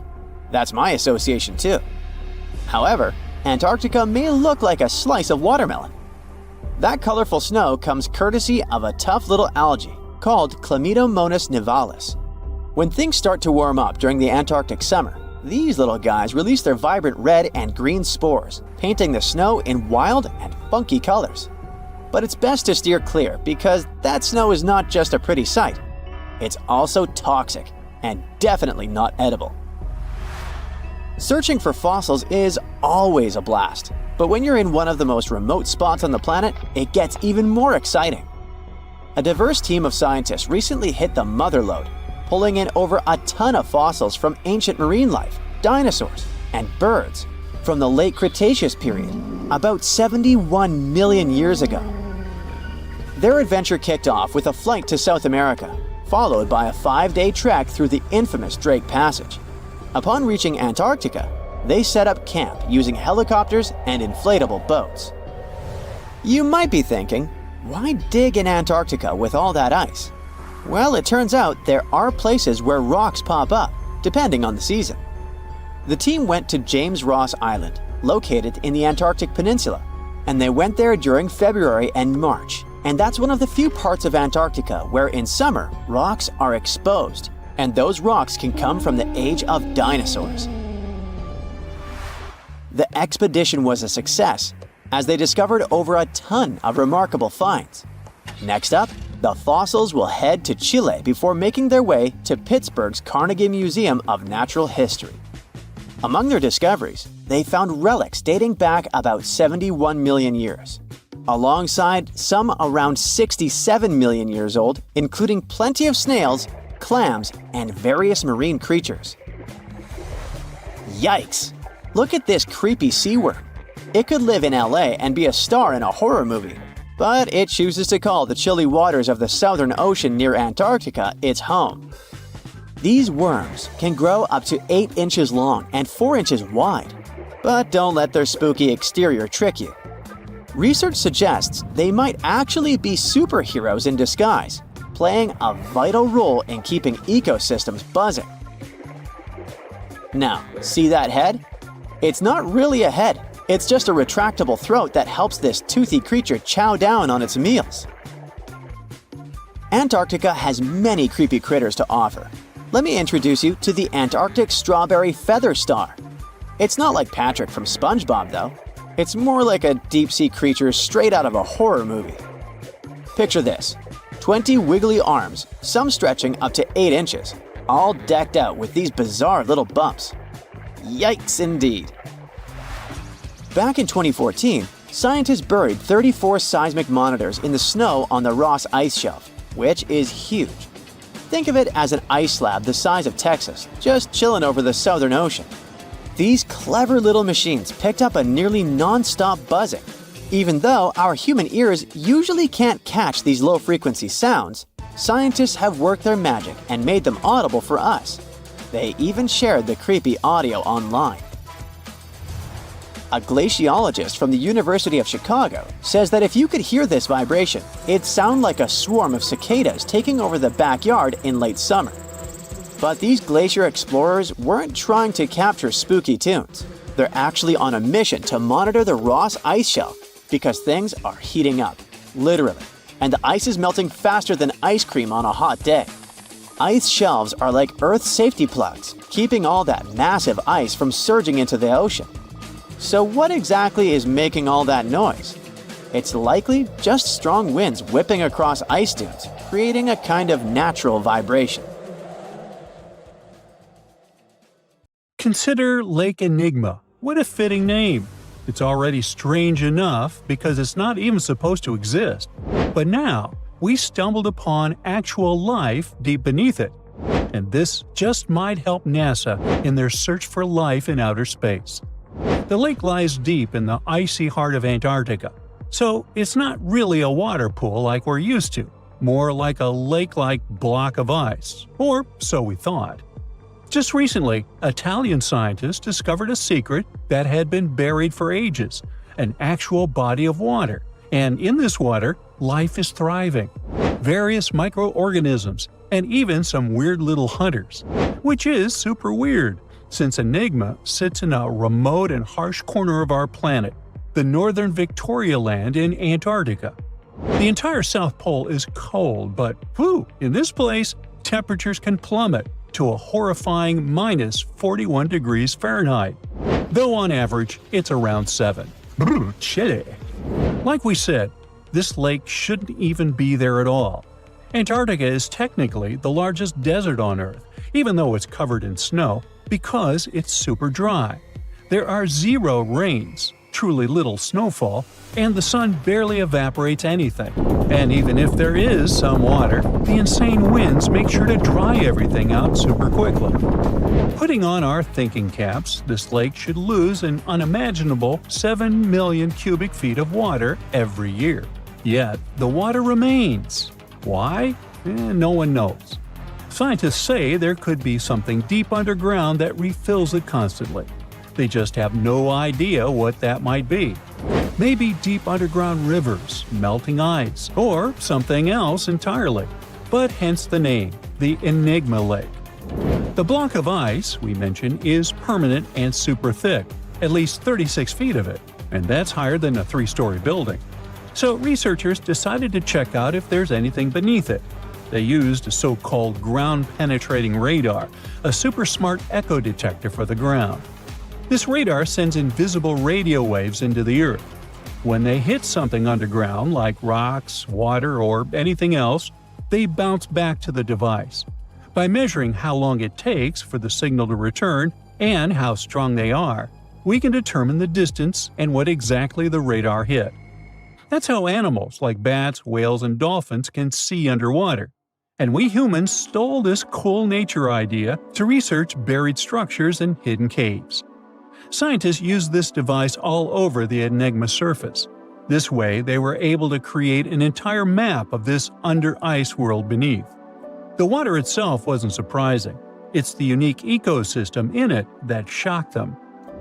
Unfortunately, no secret monsters or extraterrestrial secrets this time. But there are microorganisms there that may not exist anywhere else on Earth. Somehow, these creatures have managed to survive in complete isolation and extreme cold. It's not that we don't know these microorganisms, we've met them before, just not exactly like this. There are a couple groups hanging out down there. The first one is Bacteroidota. They love breaking down complex molecules, especially in your stomach, and help digest tough plant fibers. They mostly hang out inside us, but in the outside world, we might occasionally find them in soils and oceans. Then Actinobacteriota, genius chemists among bacteria. They decompose organic materials and help the soil get healthier. They're also famous for producing antibiotics, so we owe a lot of our medicine to them. The third one is Pseudomonadota. These guys weren't a surprise. They're crazy adaptable. They can thrive pretty much anywhere, from soil to water to the human body. Some of them are good, helping plants grow and in nutrient cycles, but others can be opportunistic pathogens. Ooh, bad guys. But what is actually a surprise is that Lake Enigma has tons of passibacteria. They're ultra small even for microorganisms and can barely do anything themselves. So they prefer to live in symbiosis or be little parasites, relying on their hosts for nutrients and other necessities. All these little chompers might be ancient. They could be remnants of a time before the lake froze over completely, which is hundreds of thousands of years ago. It's simply weird to encounter these bacteria in the Enigma Lake, especially the little parasites. Passibacteria usually love low-oxygen environments, but this lake is very oxygen-rich, not even mentioning an almost 40 feet of ice above. So all this means that even though we know who these guys are, this specific species might be new to us. They could have evolved with some unique adaptations and abilities using the lake's unusual chemistry. They probably rely on a super simple and delicate food web. Some of the microorganisms produce energy from light, well, whatever light gets down there, or the lake's chemicals. The symbiosis guys most likely survive by living on or inside their neighbors. Yep, these microscopic creatures hunt each other. Nope, things can't be peaceful even in a place like that. If we find out what their secret to survival is, we might learn more about chemistry, medicine, and even extraterrestrial life. Because if life can endure such extreme conditions, then it can probably appear pretty much anywhere, including our closest neighbors, Europa or Enceladus, the moons of Jupiter and Saturn. They definitely hide oceans beneath their frozen surfaces, and now there's a very high chance there might be some life there. Antarctica must be the closest thing we have to extraterrestrial exploration before we actually land on other planets. It's full of hidden mysteries and surprising creatures. Even outside of Lake Enigma, the South Pole harbors life. Just take the McMurdo Dry Valleys, which are often referred to as Earthly Mars. These are among the most mysterious and extreme places on our planet. They're stretching across Victoria Land in Antarctica, and this is one of the driest places on Earth. Makes sense if you remember the name. Surprisingly, unlike other parts of the South Pole, this land is almost entirely devoid of snow and ice, just lots of super cold ground. There might even be some sand dunes nestled here and there between the rugged mountains. The ground is mostly covered in loose gravel, scattered with ancient rocks made of granite, and something interesting called gneiss, just spelled differently. It's the type of rock that's been through a lot, literally. It's usually born when granite and sedimentary rocks have to endure insane pressure or horrifying heat for a while, a process called metamorphism. These conditions are so intense that they literally rearrange the minerals into layers. That's why gneiss has such beautiful foliated looks. It's the planet's version of baking a layered cake. It's amazing because this place is almost exactly the way it was millions of years ago. These valleys are frozen in time, and they give us a little glimpse into Earth's distant past. And that includes life. Once again, local winds are absolutely terrifying gusts of cold air racing downhill, and they evaporate snow faster than it can even melt. So, logically, you shouldn't find much water here, not even mentioning life. But somehow, you can still stumble across frozen lakes and saline ponds in the dry valleys. And local life stretches all reason and our understanding of biology. It exists inside the rocks themselves. Microorganisms are hidden in slightly moist cracks and crevices. Deep inside, there's endolithic bacteria. These guys are super chill. Instead of moving around like other microorganisms, they always stay put inside their little rocky homes. How do they survive? Through photosynthesis. Just like plants, they take teeny tiny parts of light that gets in crevices and acts like little solar panels, getting energy from the sun. Meanwhile, in another place, beneath the Taylor Glacier, there's bacteria that literally doesn't eat anything. Not comfort, not sunlight, not even oxygen. These guys rely on a diet of dusty rocks and sulfur to fuel their weird metabolisms. By breaking down sulfur and iron, they get energy to sustain themselves. This way, they easily survive in deep seas at sub-freezing temperatures, completely cut off from sunlight, oxygen, and the world itself. This place is fascinating for both its life and the lack of it. In some parts of the valleys, like University Valley, yes, that's what it's called, the permafrost is so harsh that no microbes were found at all. This might be one of the only places on Earth where life appears to be completely absent, a quite scary idea. Anyway, now scientists are thinking about learning more about Lake Enigma and drilling this Mars-like environment. Exactly for that reason, to see how we could get samples from Mars in the future. So, there's a mysterious doorway in the middle of Antarctica. Some people think it's Bigfoot's vacation home, or a shuttlecraft from Star Trek, or maybe a door to Agartha, a mythical kingdom some people believe is located in the center of the Earth. Well, the scientists debunked all these poetic theories and explained that what looks like a mysterious doorway is located in an area of fast sea ice. It's offshore of the coast and is full of little islands with shallow water around them. When ice flows around hard rocks hidden underneath, it can create patterns that look odd but are totally normal. In this spot, the ice is thin, so the rocks underneath have a big effect on how the ice moves. The cold winds in Antarctica also shape the ice and snow and make it look like they're lines and shapes.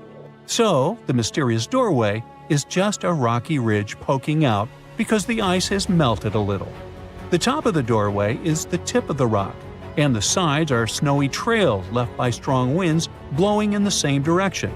It's essentially an iceberg that got stranded and is melting in one place. One YouTuber found another out-of-place mysterious object more than 150 miles off the shore of Antarctica, a 400-foot-long ice ship. The internet went wild with theories like that the ship must have ended up there right from the Bermuda Triangle. But there was no scientific proof that it was a ship and not just a large chunk of ice. And once some other internet users revisited the place, they noticed the ice melted in the summer and the hypothetical ship was gone. Another mysterious Google Maps find in Antarctica was a pyramid. And before you make up an exciting theory about how the ancient Egyptians built a secret base here, I have to tell you it turned out to be just a mountain. It's part of the tallest mountain range in Antarctica that stretches for almost 250 miles. It's not the first pyramid on this continent, as explorers from the British Antarctic Expedition found another unusually shaped mountain and nicknamed it the Pyramid. But this one didn't even have a pyramid shape. Here's one Antarctic find that definitely won't disappoint you: a giant ice shelf that reminded scientists of the Grand Canyon. A special submarine robot named RAN covered over 600 miles under the thick ice and brought back some amazing footage of icy mountains, valleys, flat plateaus, and swirly patterns made entirely of ice. One of the strangest things RAN found was giant bowl-shaped holes, or scoops, in the ice. Sadly, scientists lost track of the robot. They think that curious Weddell seals may have accidentally bumped into RAN and caused it to get stuck. To save energy, RAN probably shut itself down, and the scientists couldn't find it again. But the team is hoping to build a new robot and continue exploring this icy canyon to see how the patterns under the ice might change over the years. Another huge Antarctic canyon was found thanks to bad weather. A team of sound experts had to pause their work at the Casey Research Station in a storm. Instead of waiting around, they decided to use the unexpected free time to map the seafloor near Adams Glacier. And that's how they found a canyon that is almost 7,000 feet deep, almost 30,000 feet wide, and stretches over 28 miles away from the glacier. During the mapping, they discovered just part of the canyon before they had to go back to the research station. But when bad weather came in again, the ship went back and mapped more of the canyon. They were working in waves up to 13 feet high and super powerful winds, but they managed to get about 15 hours of data to complete their map. On the way back to Australia, they stopped one last time, and now they've got a full picture of the canyon. Studying it is helping scientists learn more about the history of glaciers and the interaction between the Antarctic ice sheet and the ocean. Now, there's a frozen lake in Antarctica called Lake Enigma. For a long time, people thought the lake was completely frozen solid. But during one expedition, researchers found that under the thick ice, there was a layer of liquid water about 40 feet deep. To learn more, they drilled through the ice and sent down a camera to explore what was hiding in the lake's depths. The lake's water, which they think comes from the nearby amorphous glacier through a secret underground pathway, was filled with strange microbial life. These tiny microbes lived in mats that covered the lake bed. Some of the mats were thin and spiky, and others looked like crumpled carpets, or even small tree-like shapes that grew up to 16 inches. Many of the microbes could make their own food through photosynthesis, just like plants do, and it gave the lake a high amount of oxygen. One of the coolest discoveries was a type of microbe which usually lives in low-oxygen places. Lake Enigma might be similar to environments on icy moons like Europa or Enceladus, so it could mean that these moons also have hidden water under their ice and possibly microbial life too. One more mind-boggling discovery from Antarctica is tiny pieces of amber in mudstone, found here for the very first time. It took scientists years of studying incredibly well-preserved fossilized roots, pollen, and spores that they found back in 2017. Amber proves that resin-producing trees once grew in Antarctica, part of a lush rainforest that existed near the South Pole during the mid-Cretaceous period. Back then, disclaimer, I wasn't around then, the trees would have had to survive through months of darkness during the long Antarctic winters. Scientists believe they adapted by going dormant for a long time. The amber pieces the scientists found are tiny, but they are beautiful shades of yellow and orange with bumpy surfaces that show how the resin flowed out of the trees. This resin likely leaked out to protect the trees from insects. It was preserved because water quickly covered it and kept it safe from sunlight and air. A scientist was browsing through satellite images for brown trails of penguin waste and found 4 new colonies of emperor penguins at the base of the globe. These new colonies likely have been around for years, though 3 of them are rather small, with fewer than 1,000 breeding penguins each. One of the new colonies was found close to a place called the Lazarev Ice Shelf, where there used to be a larger penguin colony. They thought this colony went extinct in 2019, but it seems the penguins have just moved a bit because of changing sea ice conditions. So studying them can help us learn more about how emperor penguins adapt to changes in the environment. Now, there used to be a giant river system in Antarctica 40 million years ago. Researchers found proof of it after studying soft sediments and hard rocks from the frozen seabed. They looked at tiny bits of radioactive elements, like uranium and lead, and learned that the deeper dirt came from the time of dinosaurs. The dirt closer to the surface was younger and had an interesting pattern, like the kind you see in river deltas today, such as in the Mississippi River or Rio Grande. Scientists found tiny signs of life in the sand. The river that once flowed here started in the Trans-Antarctic Mountains and traveled 930 miles before it reached the sea.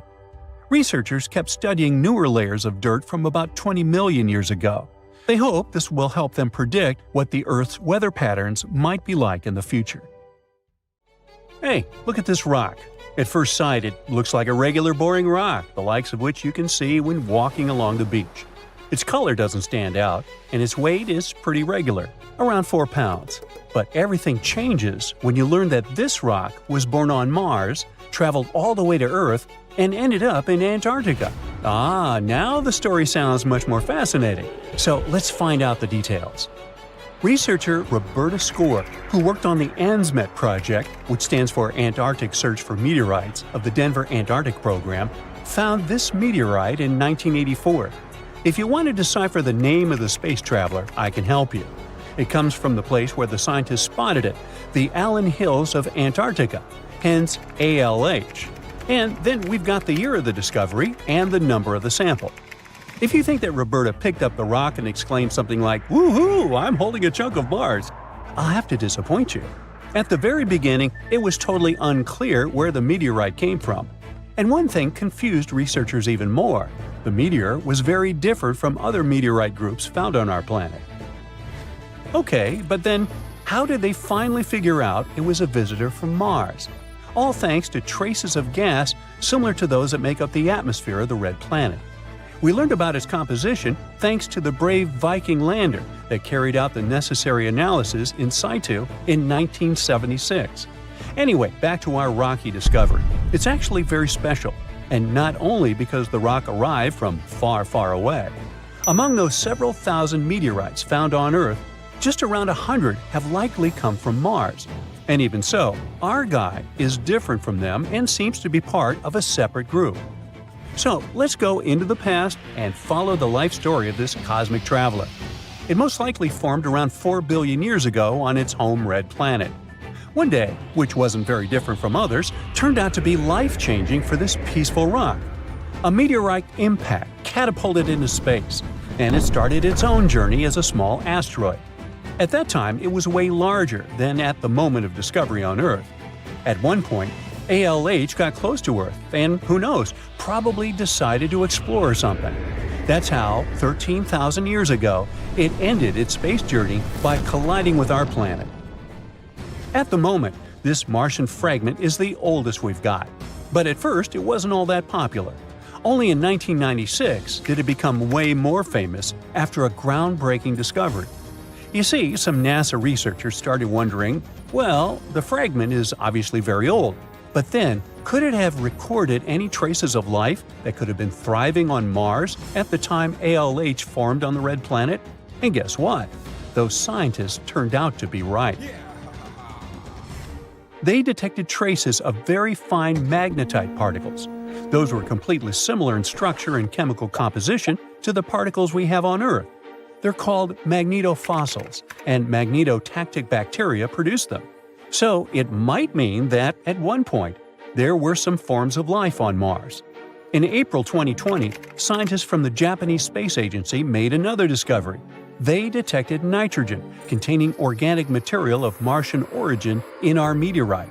So, who knows what new astounding secrets further examination of the meteorite might reveal? At the moment, though, all you can do is travel to Antarctica and find more of them. The thing is, this place is great for meteorite hunting. Surprisingly, we have found nearly 50,000 meteorites in Antarctica, and hundreds of thousands are still waiting to be discovered. Each of these space rocks can tell us a story of the evolution of the solar system. For example, the very first lunar rock found on the icy deserted continent proved that chunks of space objects larger than asteroids can also end up on Earth. So, let's say you got inspired and decided to go meteorite hunting all the way to Antarctica. Well, get ready for some serious challenges. Despite their potential abundance, finding space rocks isn't as easy as it might seem. You'll have to visit remote areas, and there's still no guarantee that you'll be able to spot a meteorite. And that's actually a huge problem. Meteorites are vanishing from sight. Currently, scientists find about 1,000 meteorites in Antarctica each year. But according to a new study, about 5,000 more get hidden out of sight every year. The culprit is warming temperatures. Worried scientists created a model that could help them figure out where those meteorites might surface. This model was quite complicated, taking into consideration snow cover, surface temperature, the speed at which ice flows, and even the steepness of the terrain. After that, they ran simulations under various warming scenarios. It turned out that meteorites indeed sank out of sight as temperatures rose. To say that the researchers were upset is obvious. They didn't expect that climate change would affect their work so much.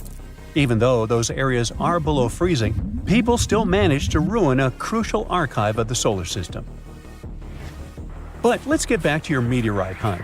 If you want your chances to find one to be higher, travel to the base of mountains or outcrops where ice, which usually flows to the lower ground, is forced to move upward. But make sure to take your windbreaker with you. In those places, powerful winds brush away snow, exposing bright, vivid blue ice. Instead of melting, this ancient ice can change directly into water vapor, and it helps expose meteorites that would otherwise remain hidden. You need to hurry though. Meteorites at the surface disappear quickly. Even when temperatures are well below freezing, the rocks can still absorb some of the sun's heat and melt the ice. It's like they're creating underground, or shall I say under ice, tunnels for themselves, sinking and hiding from sight. Sometime later, refreezing closes the entrance to those tunnels, effectively trapping meteorites inside, tucked out of sight. Now, scientists admit it's very tricky to find working methods to spot meteorites. And if we don't hurry and develop such methods, we might lose between 80,000 and 250,000 space rocks in total. No wonder scientists are on a mission to find more meteorites. They're focusing on meteorite stranding zones. Those are places where meteorites often gather on the surface because of specific features of geology, ice flow, and climate conditions. As you already know, you can find meteorites on blue ice without snow cover. This makes meteorites easy to spot. But finding such hotspots is often pure luck. Or you gotta sit day and night, scouring maps and satellite images in attempts to spot blue ice zones near research stations. Let me introduce Veronica Tolinov, a glaciologist, and her team. They've taken things to the next level by developing a smart Antarctic-wide map. To do it, they've used machine learning and satellite data from NASA, the Canadian Space Agency, and others. This map highlights areas where meteorites might be hiding based on past finds and all kinds of climate and ice data. Apparently, the best places to find meteorites are along the edges of the continent and near mountains with blue ice. Unfortunately, it's not just the blue ice that matters. The temperature and speed of the ice flow are also super important. For example, if the ice flows too quickly, meteorites get swept away before they can accumulate. So, if you want to find a meteorite, you have to wait for very precise conditions. The surface temperature has to stay below 16 degrees Fahrenheit almost all the time. Otherwise, meteorites sink. You can start with the Allen Hills region. Yup, that's where our ALH friend was discovered. This area is kind of a meteorite gold mine with more than 1,000 finds. But there are even more promising places, like the Fimbulheimen Mountains, and no one has searched there yet. You might be the first. In any case, with this new map, researchers developed a where-to-go index that ranks the best meteorite hunting spots, making future field trips much more targeted. And with plenty of blue ice regions still unexplored, there are tons of meteorites just waiting to be found. So, what are you waiting for?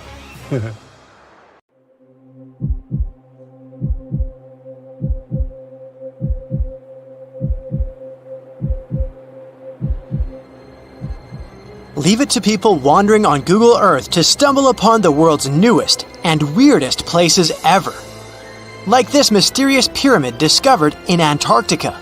Soon enough, the internet blew up with all sorts of theories regarding this unusual shape. Could it be a sign from a different life form? Is this pyramid indeed natural, or is it man-made?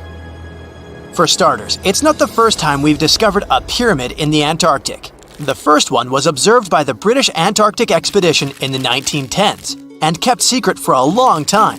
Its discovery being kept hidden only added to the mystery. A second such structure was discovered in 2016, which further increased the interest in the matter. The mystery was soon enough deciphered by scientists. These formations are just mountains. They're located near the Ellsworth Mountains, a range over 250 miles long. So they're just mountain peaks that have broken through the ice sheet. As for their particular shape, it's just a coincidence. Pyramids are found throughout nature. The Matterhorn in the Alps and Mount Ballenstinder in Iceland, for example, are quite similar in terms of shape. As for the official name of these peaks, they're called nunataks, or peaks of rock peeking through a glacier or an ice sheet. Antarctica has way more incredible features, like the fact that it's home of 60 to 90% of the world's fresh water. That's because its ice sheet is the biggest on our planet, stretching across 5.4 million square miles. I'll spare you the calculations, but that leaves only 1% of the continent ice-free. Antarctica's ice reaches 2.7 miles thick at its deepest point, meaning half the height of Mount Everest. Should it ever melt completely, our sea levels would rise to roughly 200 feet. It wasn't always this cold, though. At some point in our planet's history, Antarctica had some average temperatures as the city of Melbourne has today. It took a lot of research, but scientists figured out that Antarctica's temperatures could have reached up to 62.6 degrees Fahrenheit. Sure, that was 40 to 50 million years ago, but if you think about it, it was at the same time when dinosaurs roamed our Earth. Time is also different on this icy continent. All the lines of longitude that help us calculate different time zones merge into a single point at the South Pole. Here, there are 6 months of daylight in the summer, followed by 6 months of complete darkness during the colder season. So, scientists working here stay, on average, in the same time zone they've come from.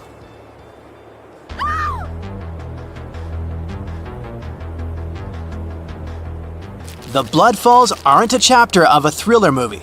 They are merely a series of waterfalls located in one of the driest regions of Antarctica. They emerge from an underground lake filled with a special type of bacteria. These little organisms use sulfates as fuel instead of sugars, which makes them very intriguing for scientists. The water contained in this lake is so full of iron that it basically just rusts when it meets air. So, the reddish color of the waterfall also gives it its trademark name.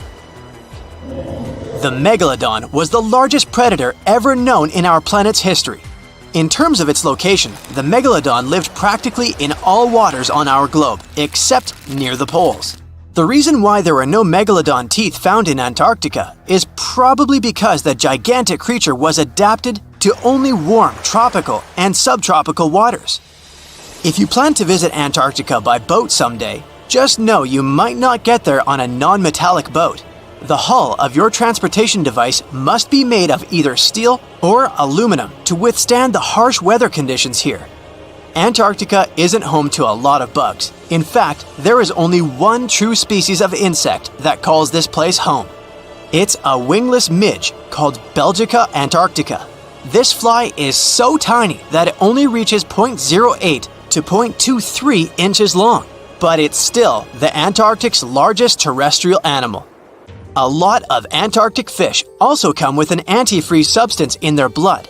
They don't necessarily need it for protection against the cold temperature, but mostly against touching ice.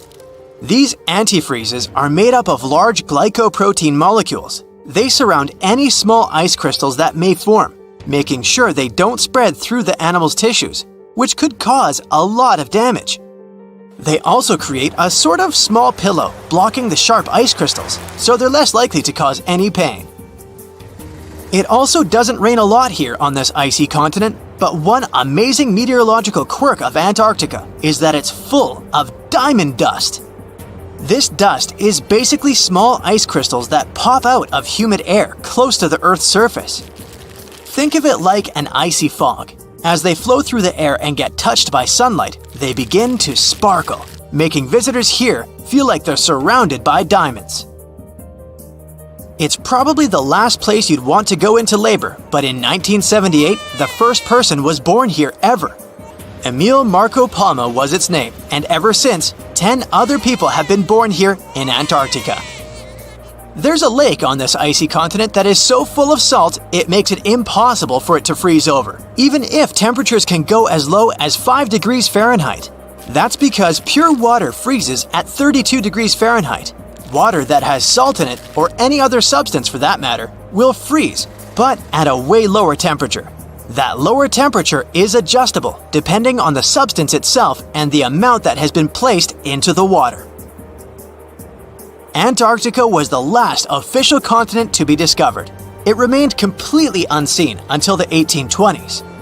But it took another 20 years to confirm it was actually a continent and not just a group of icy islands. Just because it's really cold here doesn't mean you can't go on a date here. One December night, an American scientist that was posted in Antarctica logged into a dating app simply out of curiosity. He was certain no other profiles would show up, but to his surprise, he found someone soon enough. Another researcher who was stationed just 45 minutes away, by helicopter of course. They eventually got together and went on the first date in Antarctica ever recorded. Apart from ice, this continent has something else way more abundantly than any other piece of land on Earth: meteorites. If we look at the research done by scientists, meteorites have equal chances of reaching any place on our planet.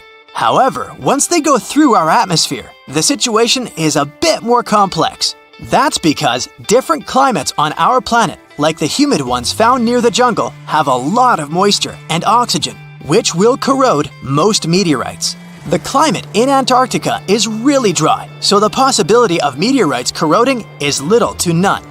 More so, it's way easier to spot these rocks on the icy white surface of this area than in any other place on Earth.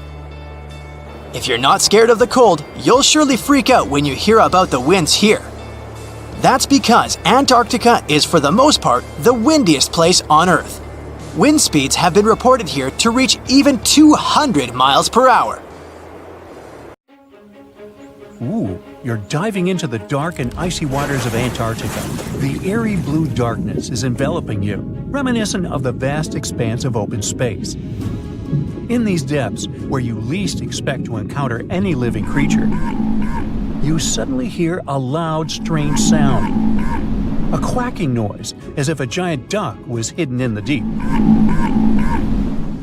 In 1960, researchers first recorded this sound and named it bioduck. Clever. For decades, they tried to unravel the mystery of its source. Was it a giant kraken? An extraterrestrial spaceship that had crashed into the ocean? A mysterious sea monster? Or perhaps an enormous duck? There were many versions, one more bizarre than the other. Oceanographers detected similar sounds in other locations as well. Off the western coast of Australia and near New Zealand, they recorded similar but higher pitch signals, which they named bio-goose.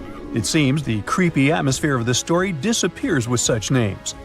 Anyways, these sounds were not isolated incidents. They happened multiple times with consistent intervals. Many initially thought the source must be mechanical, given the regularity of the sounds.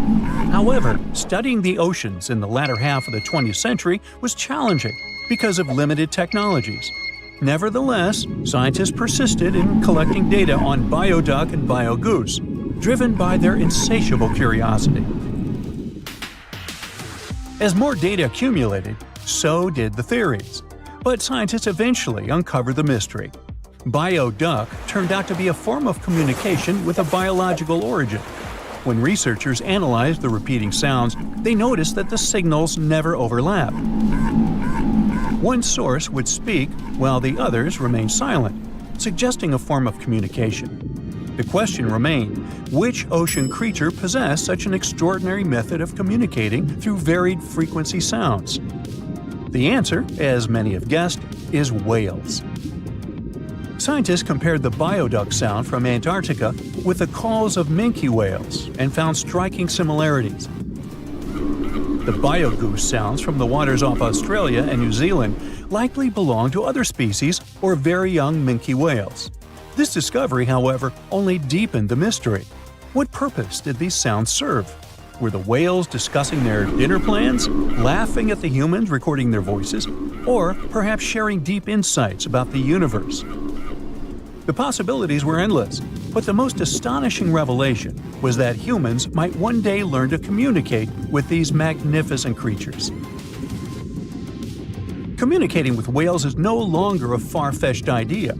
Scientists from the University of California have already established contact with a humpback whale named Twain.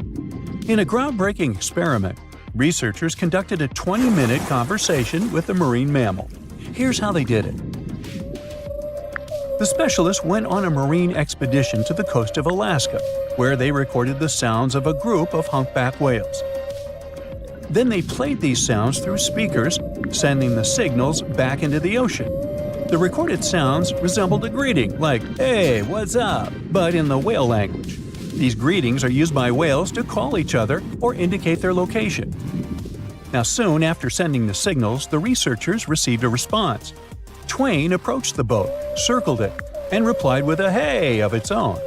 This marked the beginning of the first ever human-whale conversation. For 20 minutes, the scientists sent 36 signals to Twain, and each time the whale responded. Moreover, it waited for time intervals before answering.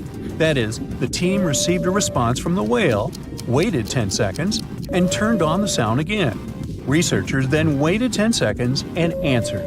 It seems that Twain was a very delicate interlocutor. Maybe it was a gentleman in the whale world, who knows? Or maybe it was simply intrigued by the unusual interaction. The signals used in this communication belonged to a group of whales that included Twain.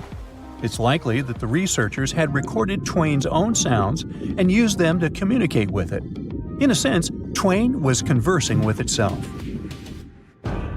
Now let's continue our journey and venture into the deepest oceanic trench on Earth, the Mariana Trench.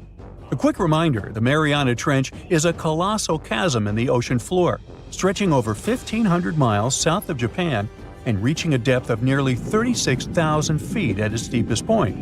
To put that into perspective, the height of the Burj Khalifa, the world's tallest building, is like 1/10 of the Mariana Trench's depth. Now imagine this. In this deep, dark abyss, scientists recorded a strange sound.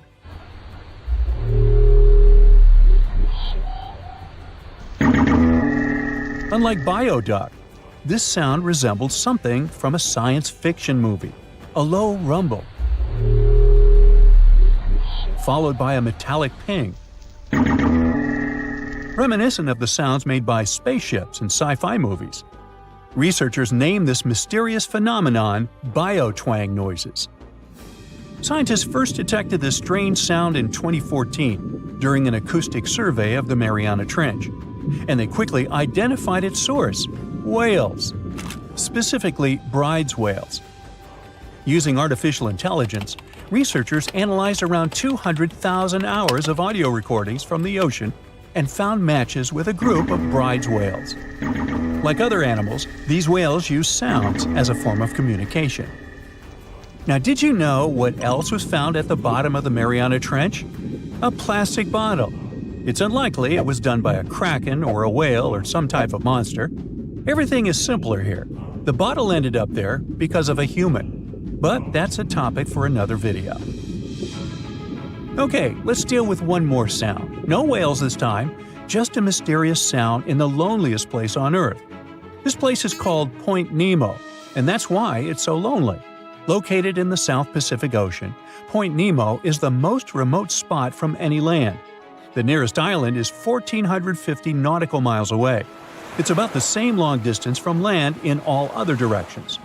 Moreover, here, there's almost no marine life, since few water currents reach this spot, and therefore few nutrients are supplied. In a sense, it's a water desert. And so, in 1997, oceanographers recorded a very strange and frightening sound coming from the depths in the area of Point Nemo.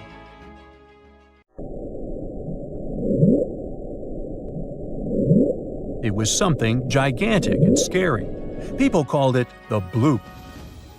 As soon as journalists found out about this phenomenon, people around the world began to invent the most fantastic versions. The most popular of them was that the sound source was a giant sea monster, kraken, or some other creature. The hype around the bloop didn't last very long. Scientists managed to find out the nature of the mysterious noise. It turned out it belonged to an iceberg. When they crack and collapse, they create powerful ultra-low frequency sounds that can be heard from a very long distance. To confirm this version, scientists recorded the sounds of other icebergs and heard something similar to the bloop. Oh, by the way, Point Nemo is so lonely that space agencies drop out-of-service satellites here. Space objects just fall in the water. There's a 99% chance that no animal or human will be harmed by falling debris in this lonely place. That's why many people call it the satellite cemetery. But what if, someday, a spaceship from another planet falls here? What if it has already fallen in Point Nemo and sometimes emits an emergency signal that breaks through the ocean? Ooh. All the mysteries you have heard have already been solved. How about we end this video with a mystery that still baffles scientists? Meet upsweep.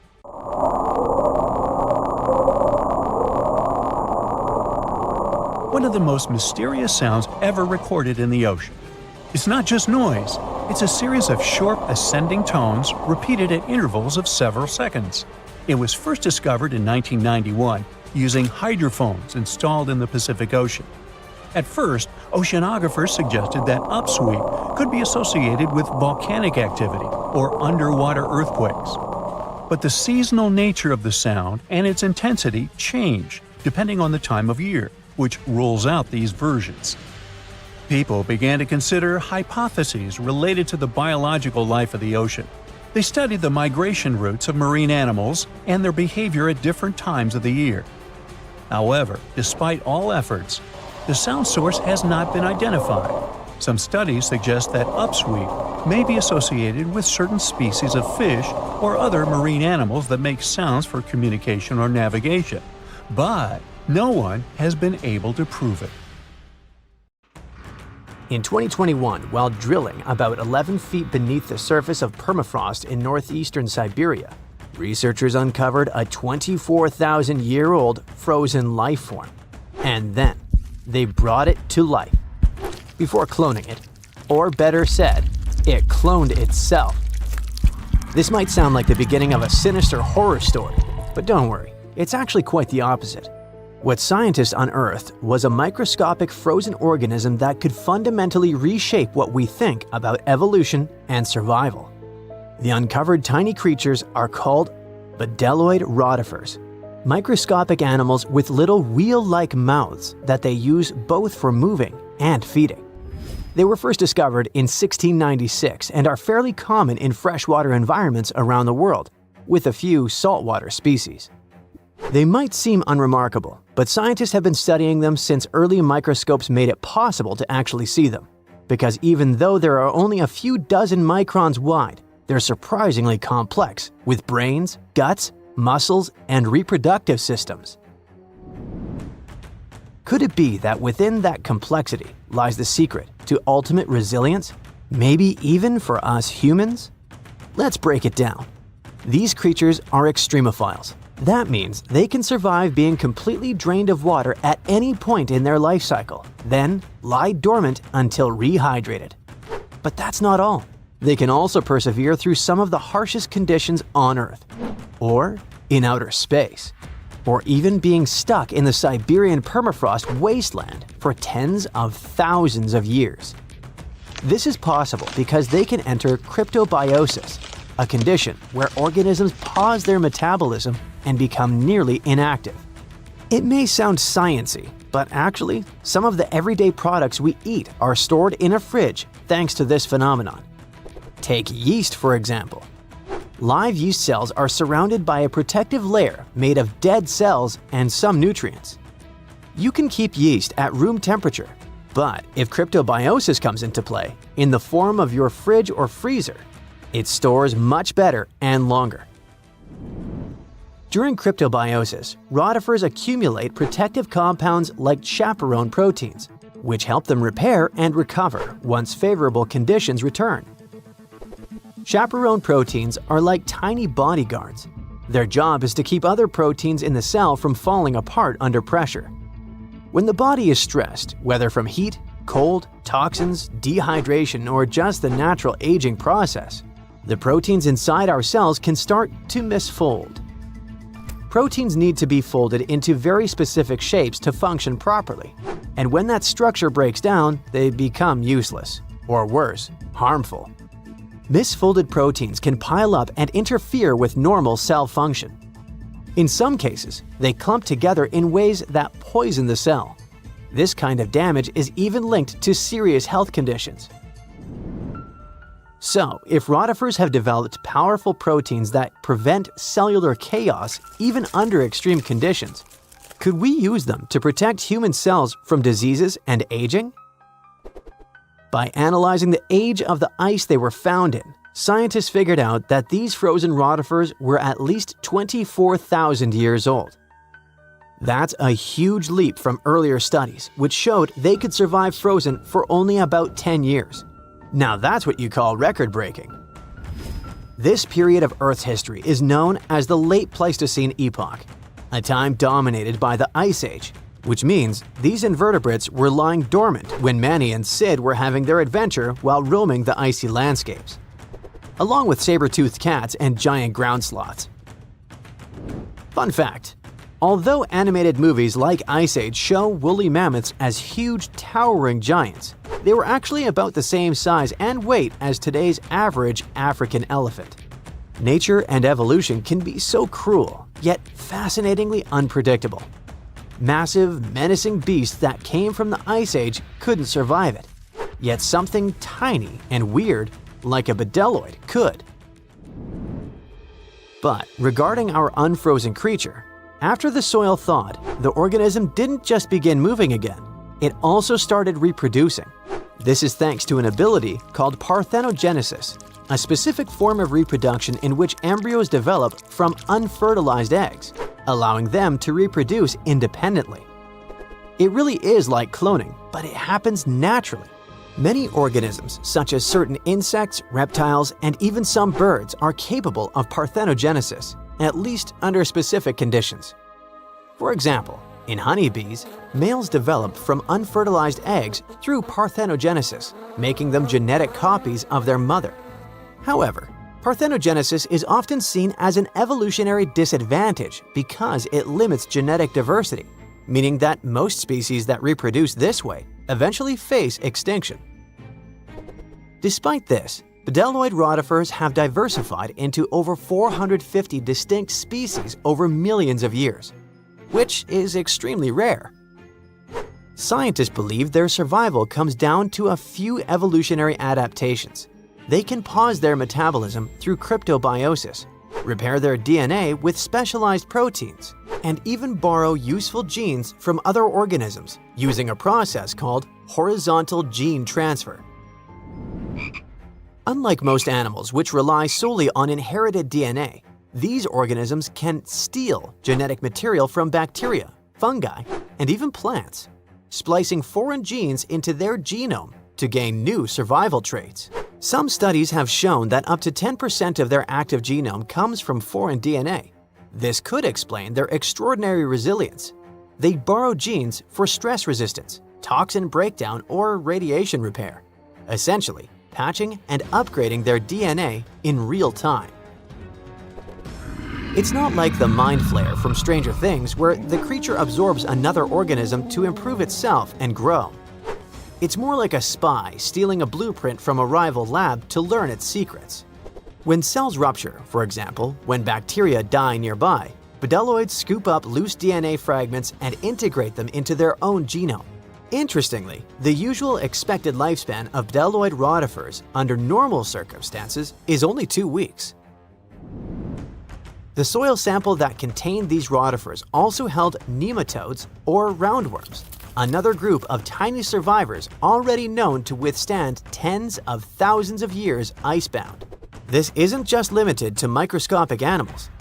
Researchers have successfully regrown Antarctic moss and entire Campion plants from seeds and samples frozen for hundreds or even thousands of years. In 2016, a team of Japanese scientists brought tardigrades, or simply water bears, back to life after 30 years in cryptobiosis. Tardigrades are even more impressive because they can live in a suspended state for up to 30 years, without food or water, and with temperature swings from deep freeze to 300 degrees Fahrenheit. These guys can also endure crushing deep-sea pressures, vacuum, microgravity, and intense radiation of space. Remember when we said earlier that these species can survive the harshest conditions on Earth and beyond? It wasn't an exaggeration, and now you understand why. And it's exactly why NASA and its partners sent water bears and bedelloid rotifers into orbit. They've even been aboard the ISS, helping scientists understand how these animals handle microgravity, radiation, and stress. Not only that, but in 2007, the European Space Agency launched a bunch of tardigrades into low Earth orbit, completely exposed. No suit, no shield, floating in a vacuum. They were blasted by cosmic radiation, UV light 1,000 times stronger than what hits Earth's surface, and temperatures near absolute zero. And when they came back, most of them woke up and reproduced despite the harsh conditions they were exposed to. This ties into an old theory called panspermia, the idea that life didn't originate on Earth but arrived here, locked in space dust or trapped inside a meteorite. Before, maybe it sounded like a fringe science, but when organisms can brush off cosmic radiation, then it doesn't seem so far-fetched, does it? What about humans? Does this mean we now fully understand the way hibernation works and are close to putting humans in this state? Sorry for spoiling it for you, but it still feels more like science fiction. However, researching rotifers, water bears, and similar organisms can lead to massive breakthroughs in other fields. Their resilience might be a blueprint for medicine, for reshaping what it means to age, maybe even to pause life itself, or extend it. We're talking real, practical innovations, from better preservation of human organs for transplantation to drugs that slow aging at the cellular level. And yes, maybe even cryogenic hibernation, long enough to make interstellar travel possible. Meet Otzi, or the Iceman, a natural mummy.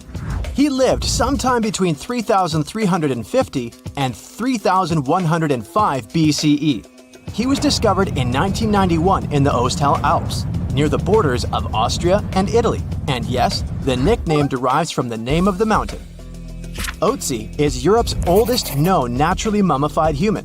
Otzi was 40-something when it happened. Science is awesome. We even know that he was left-handed and lactose intolerant.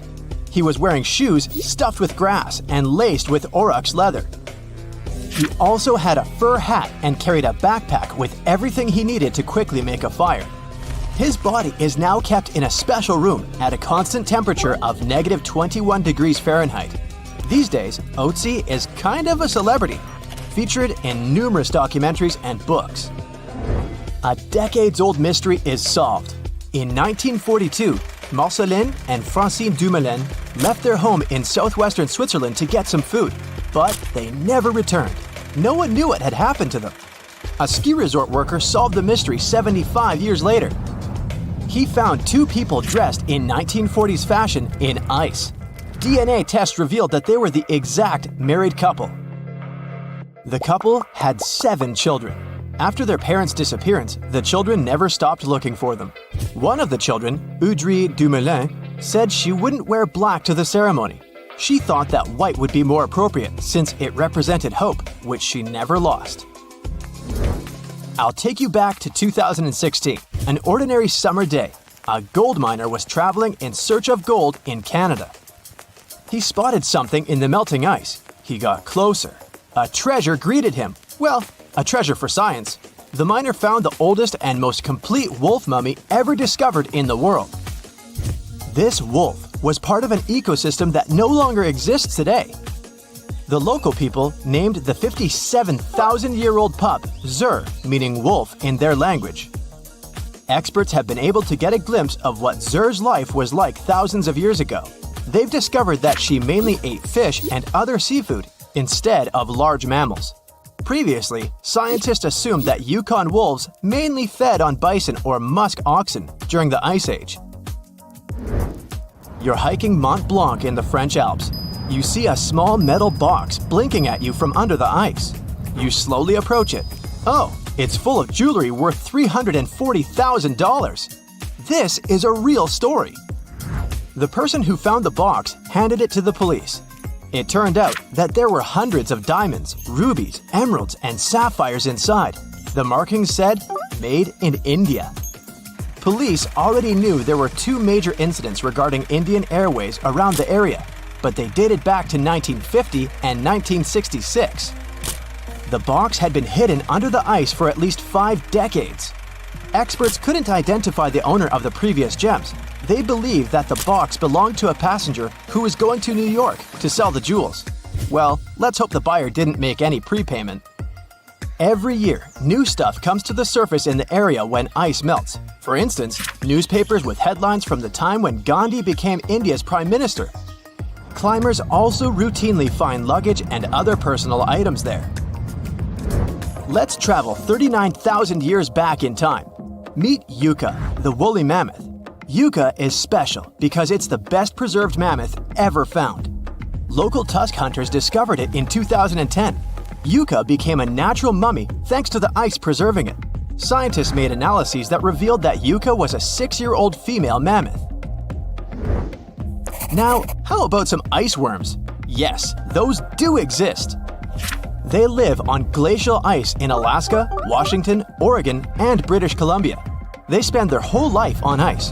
You can see them on the surface of glaciers 2 times a day, in the evening and in the morning.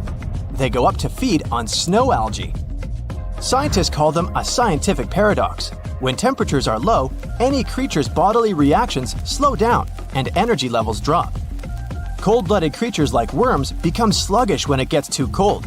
But the laws of nature don't seem to apply to ice worms. They thrive and are very active when it's freezing cold. But as glaciers are melting, ice worms' habitats disappear too. Ice worms can be up to 1 inch long and are black or blue in color. Fun fact, there are stories and songs about them. Supposedly, they give glaciers' ice their blue color, but it's just a myth. This horned lark is an Ice Age animal, not the cartoon, the actual one. Local fossil ivory hunters found this frozen lark in Siberia in 2018. Luckily, they notified experts about their discovery. After the examination, scientists found out that the bird had lived around 46,000 years ago.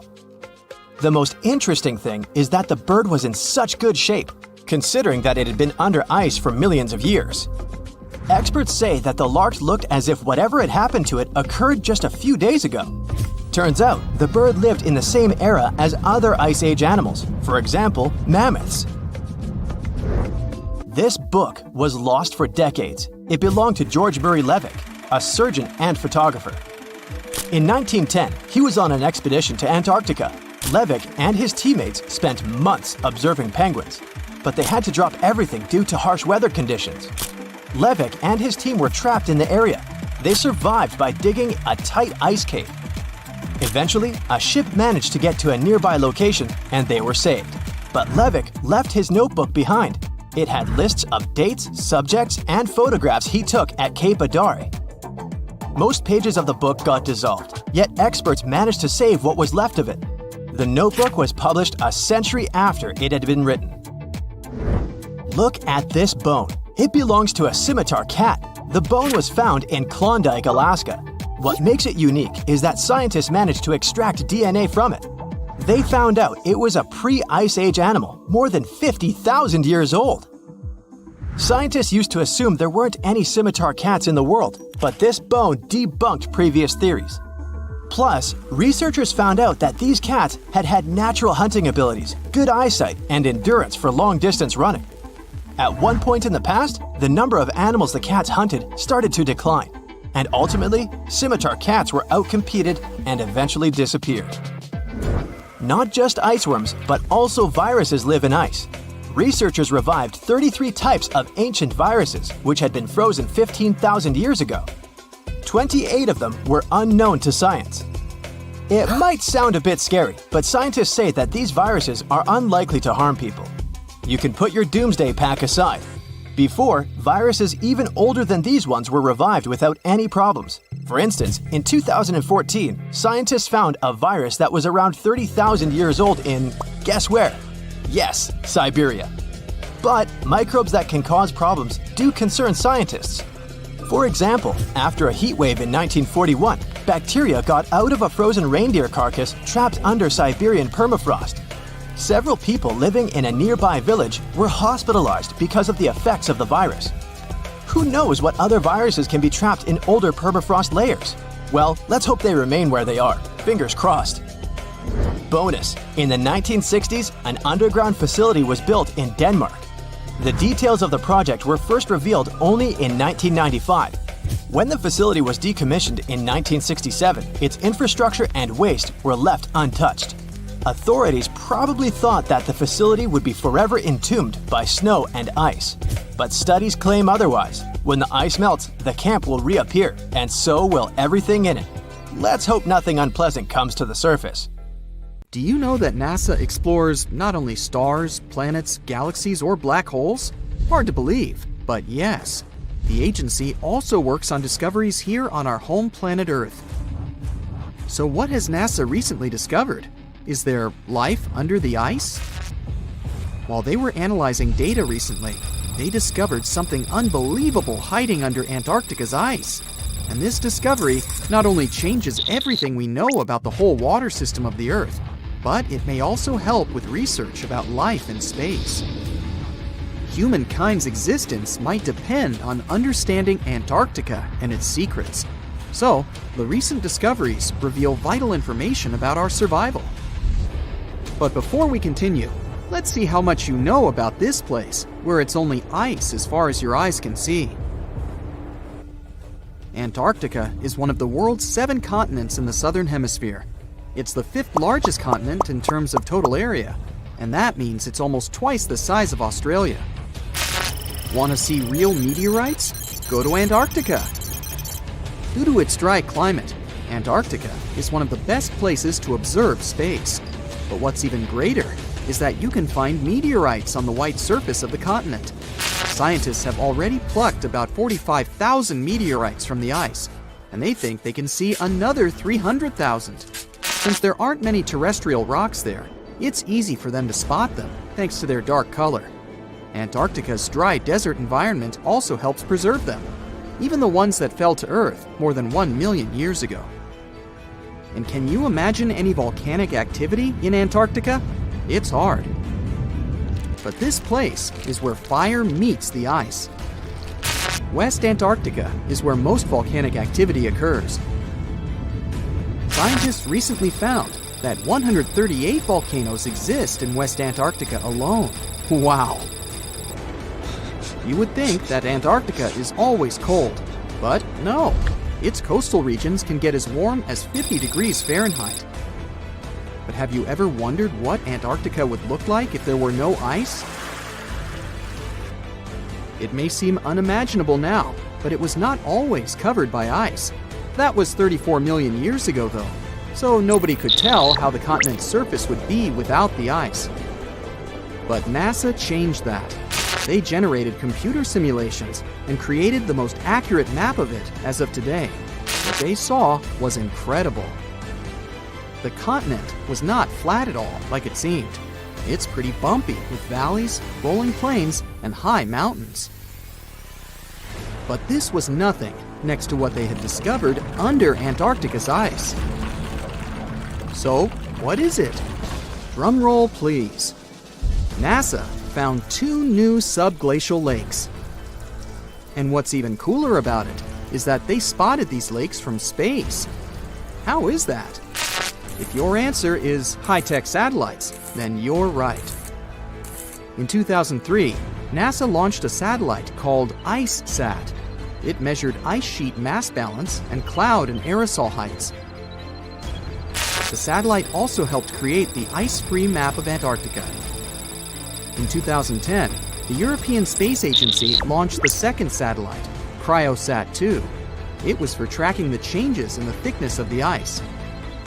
Then, in 2018, NASA launched the third one, IceSat-2, a follow-on to the IceSat spacecraft. It measured ice sheet elevation and sea ice thickness. It was NASA's most advanced Earth-observing laser instrument. It delivered the highest precision data. And when that was combined with the data from the other satellites, it was possible to spot these 2 new lakes near a pair of larger ones. But how is it possible that these lakes exist in the first place? The average thickness of most Antarctica ice is approximately 1.2 miles. However, it can get over 1.8 miles thick in some places, especially during the winter. So, you might think that there's nothing under there, but science says otherwise.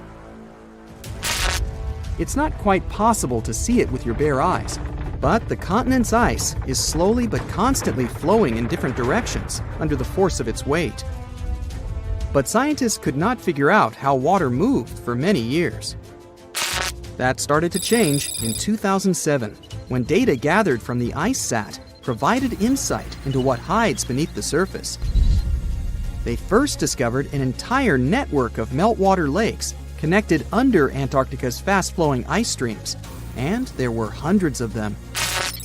Scripps Institution of Oceanography glaciologist Helen Amanda Fricker figured that the elevation changes measured by IceSat happened because of the dynamics of these lakes. They did not hold meltwater statically. Instead, they were filling and draining continuously over time through a system of waterways. And as they did that, the ice above rose and fell. But where do they drain? The ocean, of course, and it drains a lot.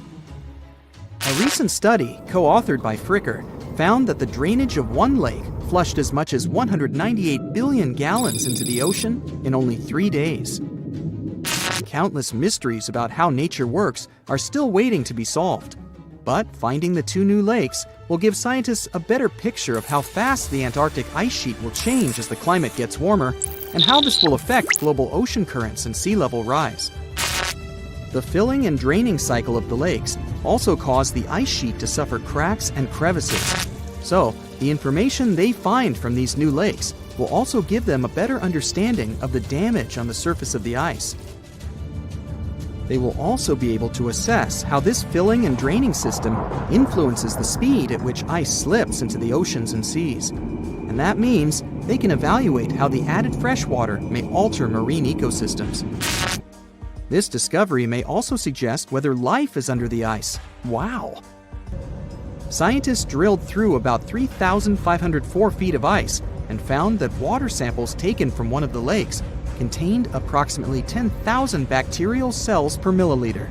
Such a high number of bacterial life is a good sign, because that means the icy waters might also support higher life forms, such as microanimals, and one of these new lakes might even be their home. But the most exciting thing is that the new lakes might help them understand whether life on other planets is possible. Scientists believe any life below the frozen surface of the planet Mars might follow the patterns seen in Antarctica's lakes. So, there is a possibility that they might find critical new information on the type of life that may have existed on the red planet. You wouldn't want to be there during the winter, though.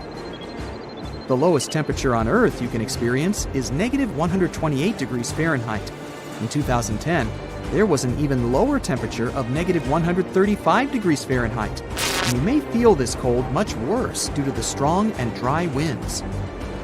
Did you know that the size of the ice surface on Antarctica also changes throughout the year? It's about 1.2 million square miles during the summer, but when it's winter, it grows to 7.3 million square miles. Yet, despite the change, it remains the largest piece of ice on Earth. Sorry, Arctic, you lose. Do you know these cute little penguins? Consider these animals the locals, because there is no native population in Antarctica. It's a no man's land, because no single country owns it. But do you know who really owns it? 5 different species of penguins, seals, and killer whales. Ha ha. Despite the continent's harsh conditions, you can visit it as a tourist for fishing and research purposes. Around 5,000 people reside on the continent during summer at research stations. But when winter comes, the number naturally drops down to 1,000. Antarctica's ice blanket makes up 70% of the world's freshwater reserves. Imagine what would happen if it melted. The global sea levels would be raised by almost 200 feet. There's nothing around, just the eternal, endless whiteness of Greenland's snow and cold winds blowing into your face. nothing hints at the impending catastrophe. You take another step and freeze in horror. An abyss is spreading at your feet, bottomless and dark. If you had made a bigger step, it would have swallowed you. That infamous Greenland's hole. It happened in the middle of the 2010s.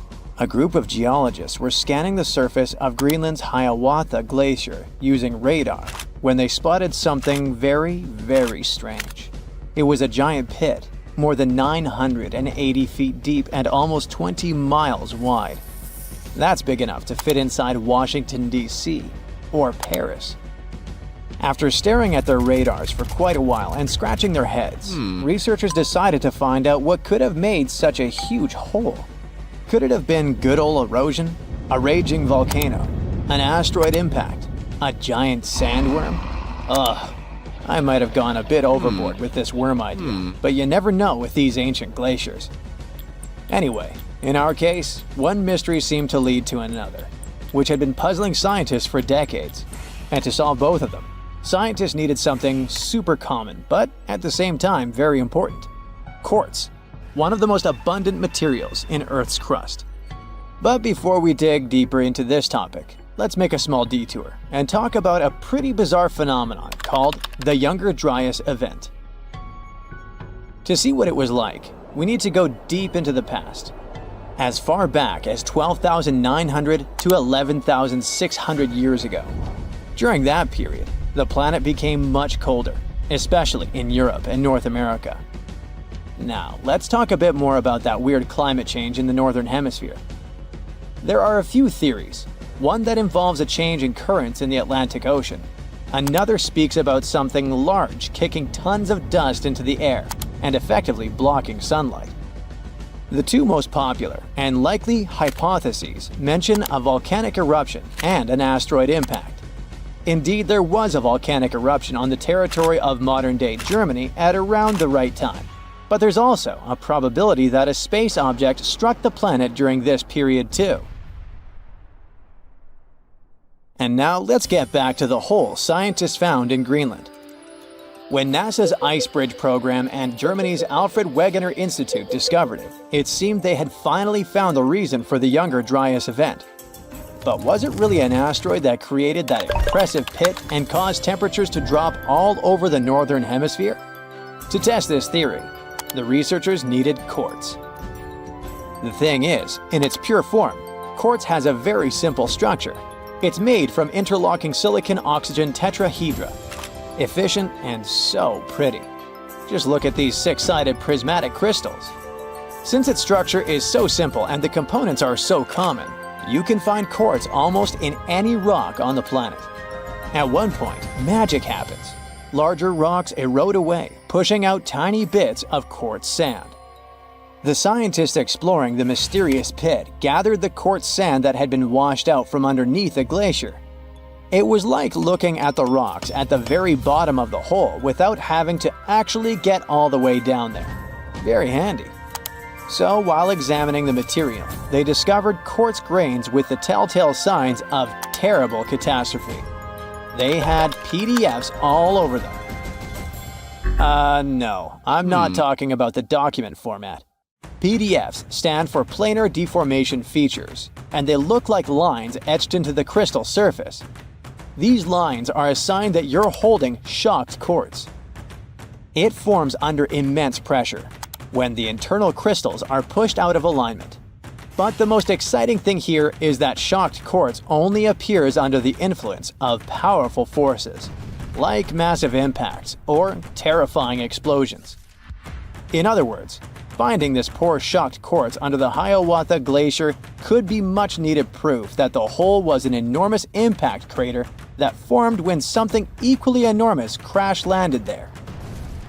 Based on the size of the crater, this space object probably was a bit more than a mile across, which is twice the height of the Burj Khalifa Tower in Dubai. A meteorite that big would have looked 3 times as bright as the sun when traveling across the sky, and it would have hit Earth with an immense force. The impact would have been so great it'd have vaporized rock and thrown debris for hundreds of miles away. The sky would have filled with dust, it would have dimmed the sun and led to a temperature drop all over the planet. And guess what? The last part about decreasing temperatures got the researchers super excited, because it opened up a possibility that the impact could have been connected to the Younger Dryas event. To prove this idea, scientists decided to use quartz again. They examined it more closely, trying to date the impact. Well, they were in for an even greater shock. The Hiawatha crater turned out to be not 12,000, but 58 million years old. On the other hand, the researchers were disappointed that they hadn't been able to confirm their theory. The crater couldn't explain the Younger Dryas cold snap, but on the other hand, it was still an amazing discovery. Now, get ready for one final twist to this story, and it revolves around quartz again. Other scientists have recently discovered more deposits of shocked quartz all over what is now the eastern USA. It was hiding in sediment layers dating to just before the Younger Dryas. Interestingly, there aren't any craters around those sites whatsoever. But quartz can't lie. It provides evidence of a powerful explosion. It makes scientists think that their impact hypothesis might still be true, but instead of a collision, it could be an airburst. A massive comet could have broken up while entering Earth's atmosphere around 12,000 years ago, and the fragments could have exploded before reaching the ground. It would have caused catastrophic mass burning throughout the North American continent and messed with the climate so much that the Younger Dryas would have been triggered. Well, I guess we need to wait a bit longer for scientists to find some further proof of this hypothesis. But it doesn't mean we don't have any more curious phenomena to explore in Greenland. Take these fascinating holes. They sure are kinda smaller than the monster we were talking about. They're called moulins, and they carry surface meltwater all the way down to the base of the Greenland ice sheet. And they have prepared some surprises for us too. Apparently, they're way larger than we previously thought. That's what a recent study based on observation and first-hand exploration claims. Even more interesting, this high volume might influence the stability of the ginormous ice sheet in question, as well as the speed at which it's sliding towards the sea. Researchers think that increased water depth and pressure inside moulins might lubricate the base of the ice sheet, making it move faster. You know, the way an ice cube slides more easily on a thin film of melted water. Until recently, we knew too little about the real size of moulins and how much water they can hold. But now, we know that moulins can be giant. The team made 2 trips to the Greenland ice sheet in 2018 and 2019. And during each of them, they used ropes and climbing equipment to drop around 330 feet into 2 separate moulins, almost touching the water's surface. Those who did it described the experience as intimidating. Picture this. Your back is over the edge. All you see is bluish ice going down and blurring into blackness. And the only thing you hear is occasional sounds of crashing ice. It must be extremely unnerving.